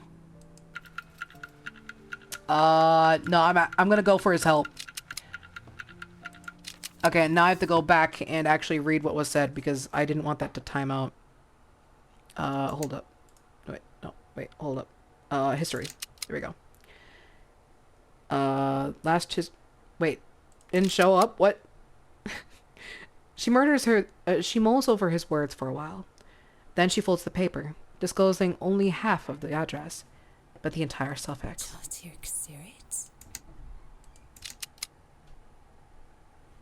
Okay, I guess it wasn't skipped. Are you familiar with this word? He looks at it for a few moments. It means artificial vocal cord substitution, or artificial throat for short.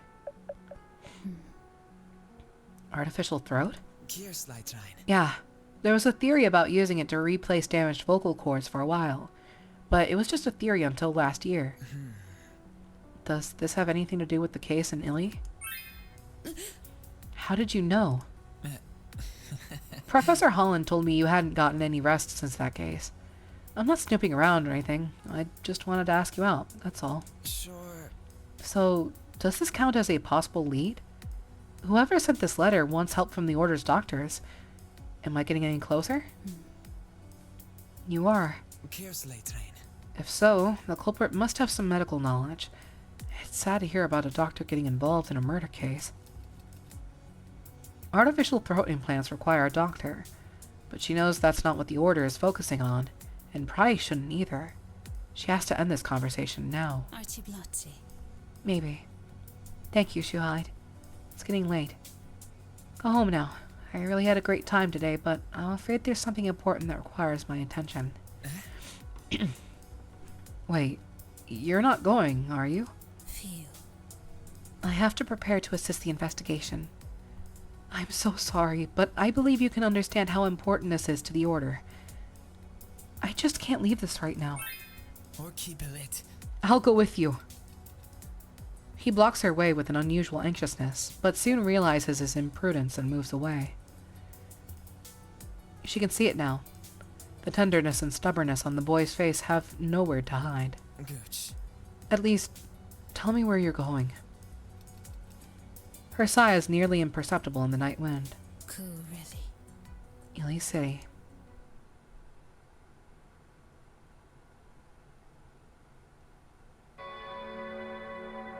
Alrighty, dawn of a new day, let's go. Okay, I can probably squeeze out one more chapter for this episode. And then I just have to go.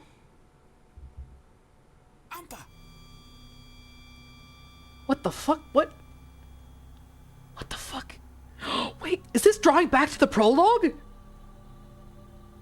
Just hang in there. Don't fall asleep.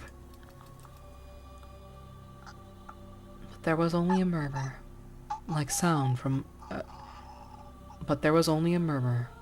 Like sounds from an old bellows. His beautiful Rosita irises dilate, and his petal-soft cheeks pale from the massive blood loss. His sticky footsteps drag behind him in the drying blood that covers the ground.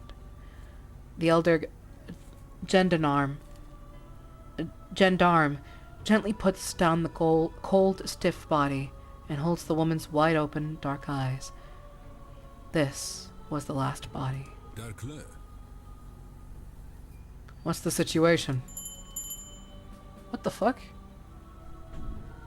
Sergius Simlity shook his head to suggest that the sole survivor was being watched by Easton himself. He is the only survivor. Tyvale called the doctor before he vomited. How is it? Can we save the boy? Gush. Don't know yet. Zidomia. If he survives, we'll have him point out the murderer. Shan. I will find out who did this, even without a witness.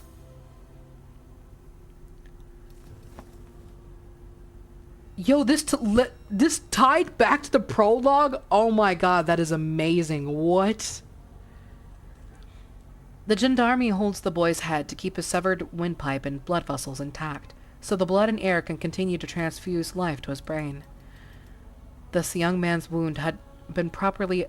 It did tie back to the prologue. I remember that corpse. Yo! Bro, this is so creative. I love this. This young man's wound had been properly attended to before they arrived. It was tightly wrapped up with a tourniquet, which was quickly soaked with blood, like running water from a tap. The dark crimson on the fiber is terrifying. It gradually covered his neck and chest. This boy was clearly what the heck? What was that? What the fuck? It gradually covered his neck and chest.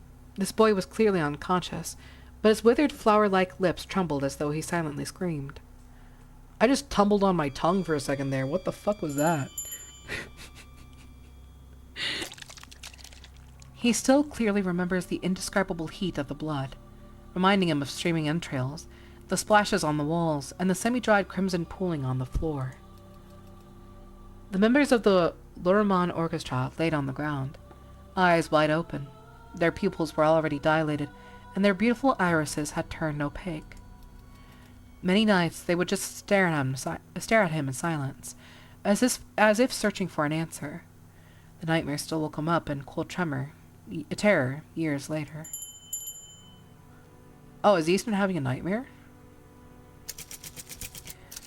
It was a month before Easton heard from the poor survivor again. The situation in Promlin grew increasingly tense, with daily telegrams from Picnia, one after another, warning them to stop investigating the case. You were just patrolmen, not detectives in a fucking movie. Commander Fiat didn't even care about spending 3 more thilcents for his bad language. Among those investigating the Lerman Orchestra case in secret, Tyvale was the most eager one. He was vivacious and simple, and was always the object of teasing, though he cared for his colleagues. But this day, things are different. He carries a thick dossier with a sullen expression on his face. Captain Eastneser, we just got the message. You remember Albert, the survivor of Lerman's case? Well, he didn't make it. I see. What a pity. The man fastens the cloak to his shoulders. He knew this would happen when Albert was transferred to another hospital for better treatment. Lerman Orchestra is Papa Loyge's greatest treasure. It's no ordinary crime when such a gruesome massacre happens during a tour overseas. The government of Promland, a city teetering on the brink of civil war, spends a month searching for a scapegoat from Papa Loyge. Case closed. The policemen are still persistently hunting the murderer. The army has their own way of stopping them. The investigation was disbanded, DeVale. You don't have to report to me anymore. But you haven't given up on the search, have you? Me? I won't throw in the towel. Thank you. Don't forget, we've got urgent matters at hand. Something is happening up north. A lot of Hokurikans from the south are preparing themselves for something unknown. Stay sharp, guys. Same to you. Archershell is not really a safe place. You should look after Maine. Yeah, Captain Samliti. Just go ahead. You can count on us. Still. She will stay in Illy. Will you keep an eye on her while I'm away? Align. Sure. We should go now, Tavale. Yes, sir. Zidomia. Be tending the files. Good luck. Sergius takes the dossier from his arms before he leaves, before heading to the office. The captain winks at him on his way out. Be careful, Sergius. Better not leave any files behind. Feel. I'm not dumb, Easton. If any of us were going to be sent to the frontier for negligence, it would be to Vale. Hey, that's hurtful, man. They enjoy the jokes they crack and the drinks they share after work at the bar. Few pleasures are left during these difficult times. Soon the war spreads its wings, hovering above everyone's heads. Their efforts turned out to be in vain because the Civil War still broke out. The files were sealed, and every police officer picked up their gun. These skins were recruited as soldiers and sent to the front. Sergius took a bullet before the war ended. He spent 15 days in the hospital before waking up and earning himself a medal. As for Easton, maybe due to his pre-war intransigence, he was transferred to the Illy City Police Department. The youngest among them, Devale Roy, lies peacefully in the ground of the cemetery behind Ermengarde Chapel, along with his fellow comrades, never to return.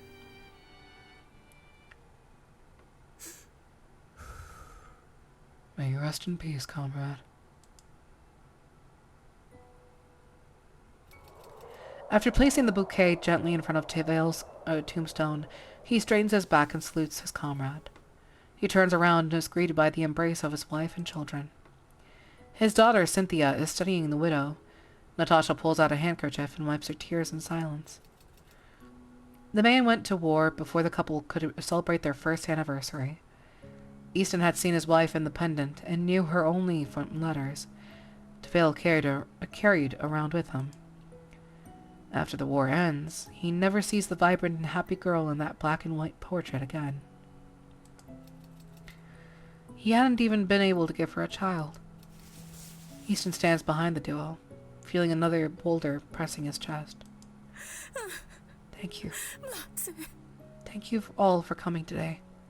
Devale would be very happy. Gosh. I should have taken care of him. No, please don't say that. This is not your fault, Easton. It's nobody's fault. There's nothing anyone can do about it.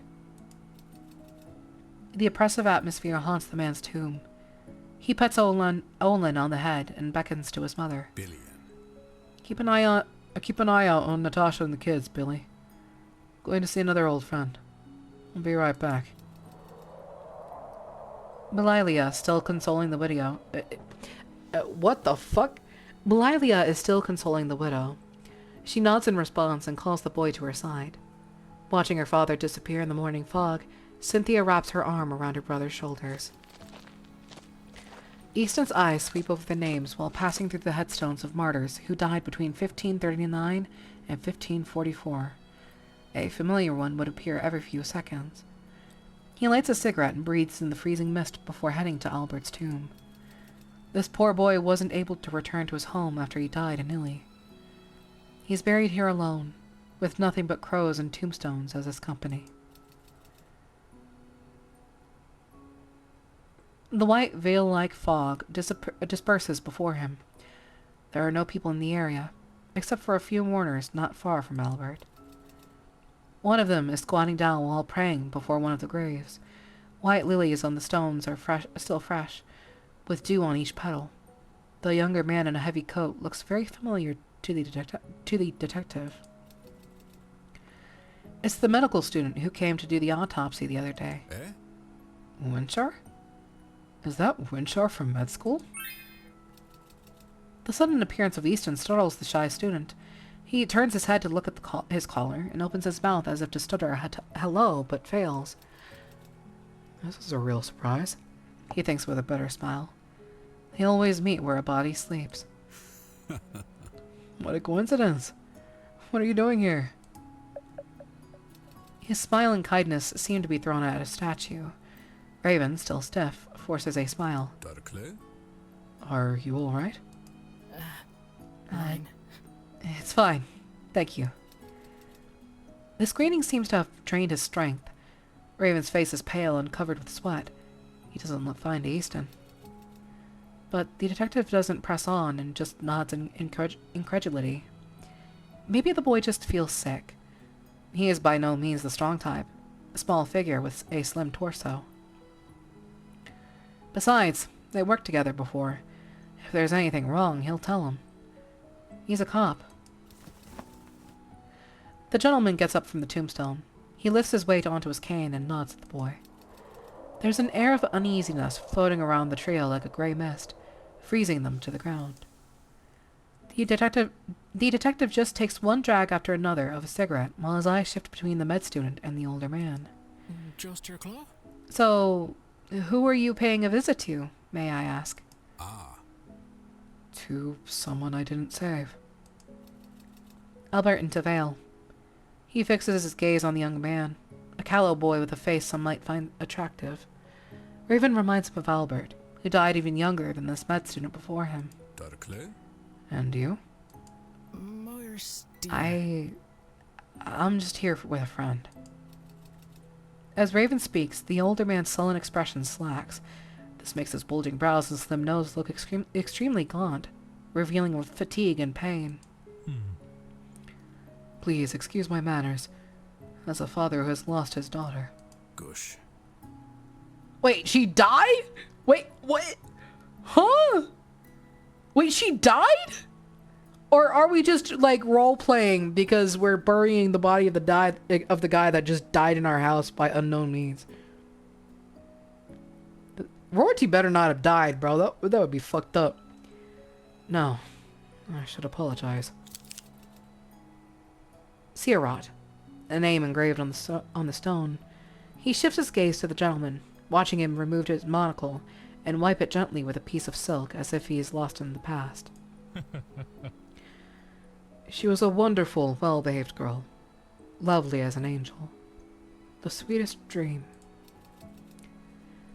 His hands stop while a faint smile plays on his lips, but his brow remains even. Maybe she was too good for this world, so Votru took her away early. He lets out a sigh full of the vicissitudes of life. Then he turns around before letting out a suppressed sob of pain. The detective shifts his gaze to Albert's gravestone. Gods always want the most innocent souls by their side. They're so vibrant, full of potential, and always gone too soon. You are also mourning your child? Ah, No. He was a victim in my case. He was just in his teens when his throat was cut open. Maybe death was kinder to him, you know, as a musical genius who grew up as a star and lost his voice. Alas. He takes a drag from his cigarette, slowly puffing out a sigh. The resonance of the detective's words makes the older man lift his head, looking pensive. He looks less withered than before. Just your claw. Did you catch the guy? der Fick. Oh. This is the most appalling cold case I've ever come across. We could have caught him, but he's very skilled, committing each crime with awful precision. Except for Albert. His throat was covered with a bandage when we found him, first aid style. Someone was trying to save him? Who knows? Maybe it was his last mercy. But it didn't help. Godhrkar. Take a cigarette for this rare encounter. I come here every year, but this is the first time someone has been here with me. A line. No, thank you. The gentleman straightens his body and brushes the dirt off his coat. He pulls up his collar, covering most of his face. The man grabs the boy by the arm to drag him away, making him stumble past the detective. Dang. That's Whiteson. Mr. Wyston? Looking at the two leave in a hurry, he turns the cigarette butt between his fingers. Something is wrong. His cop's intuition is calling, but he can't tell if it's just his nerves. Only after the two men disappear into the fog does he decide to forget it for the time being. When he sees the fresh lilies on the grave, he remembers that he hasn't brought any flowers. Gush. Sorry, Albert. He stands up and pats down the dust on his pants when he hears Belilia's calling. As the sun gradually climbs into the middle of the sky, the fog gradually clears away. His wife is stepping out of the white mist, followed by Olin and Cynthia. Yitran. Anything wrong? We've been waiting for you. Belilia gives a look behind him, trying to tell which one her husband was mourning. Twilight. Just met someone. Took me a while longer. What's the matter? Me, the kids, and Natasha are going to get ready for the party. Will you join us? Well, e- uh, go with the family. Fine. Maybe I shouldn't have done that, but you know, I'll go with the family. Okay. Why does it not show the previous dialogue before I make a choice? Alright, let's go. I'll drive you there.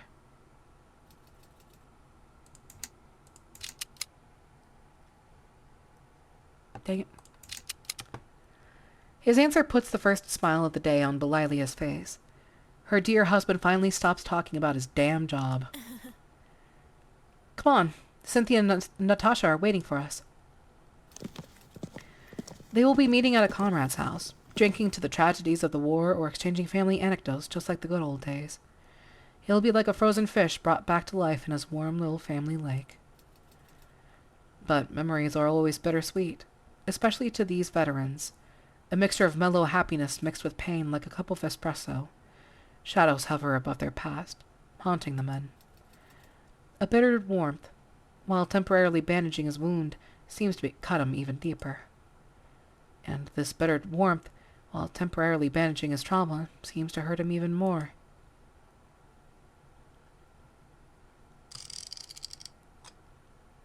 Okay. Well, as I said, I could only leave it at that. So it's just gonna have to, yeah. We'll continue with Easton next episode, but unfortunately I can't. Did this repeat? What happened? Okay, I'll try to figure out what's happening again in a second. Wait, do I? Wait. Maybe I don't want to wait. What's going on here? Menu. What's going on here? Why was this a repeat?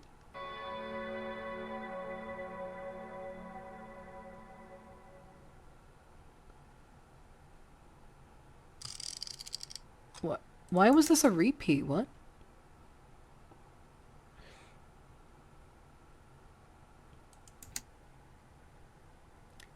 Wait, that's weird. Wait, hold up. It started from this chapter. Usually it starts with this one over here. What the fuck? Okay, so I have to go back here and start it.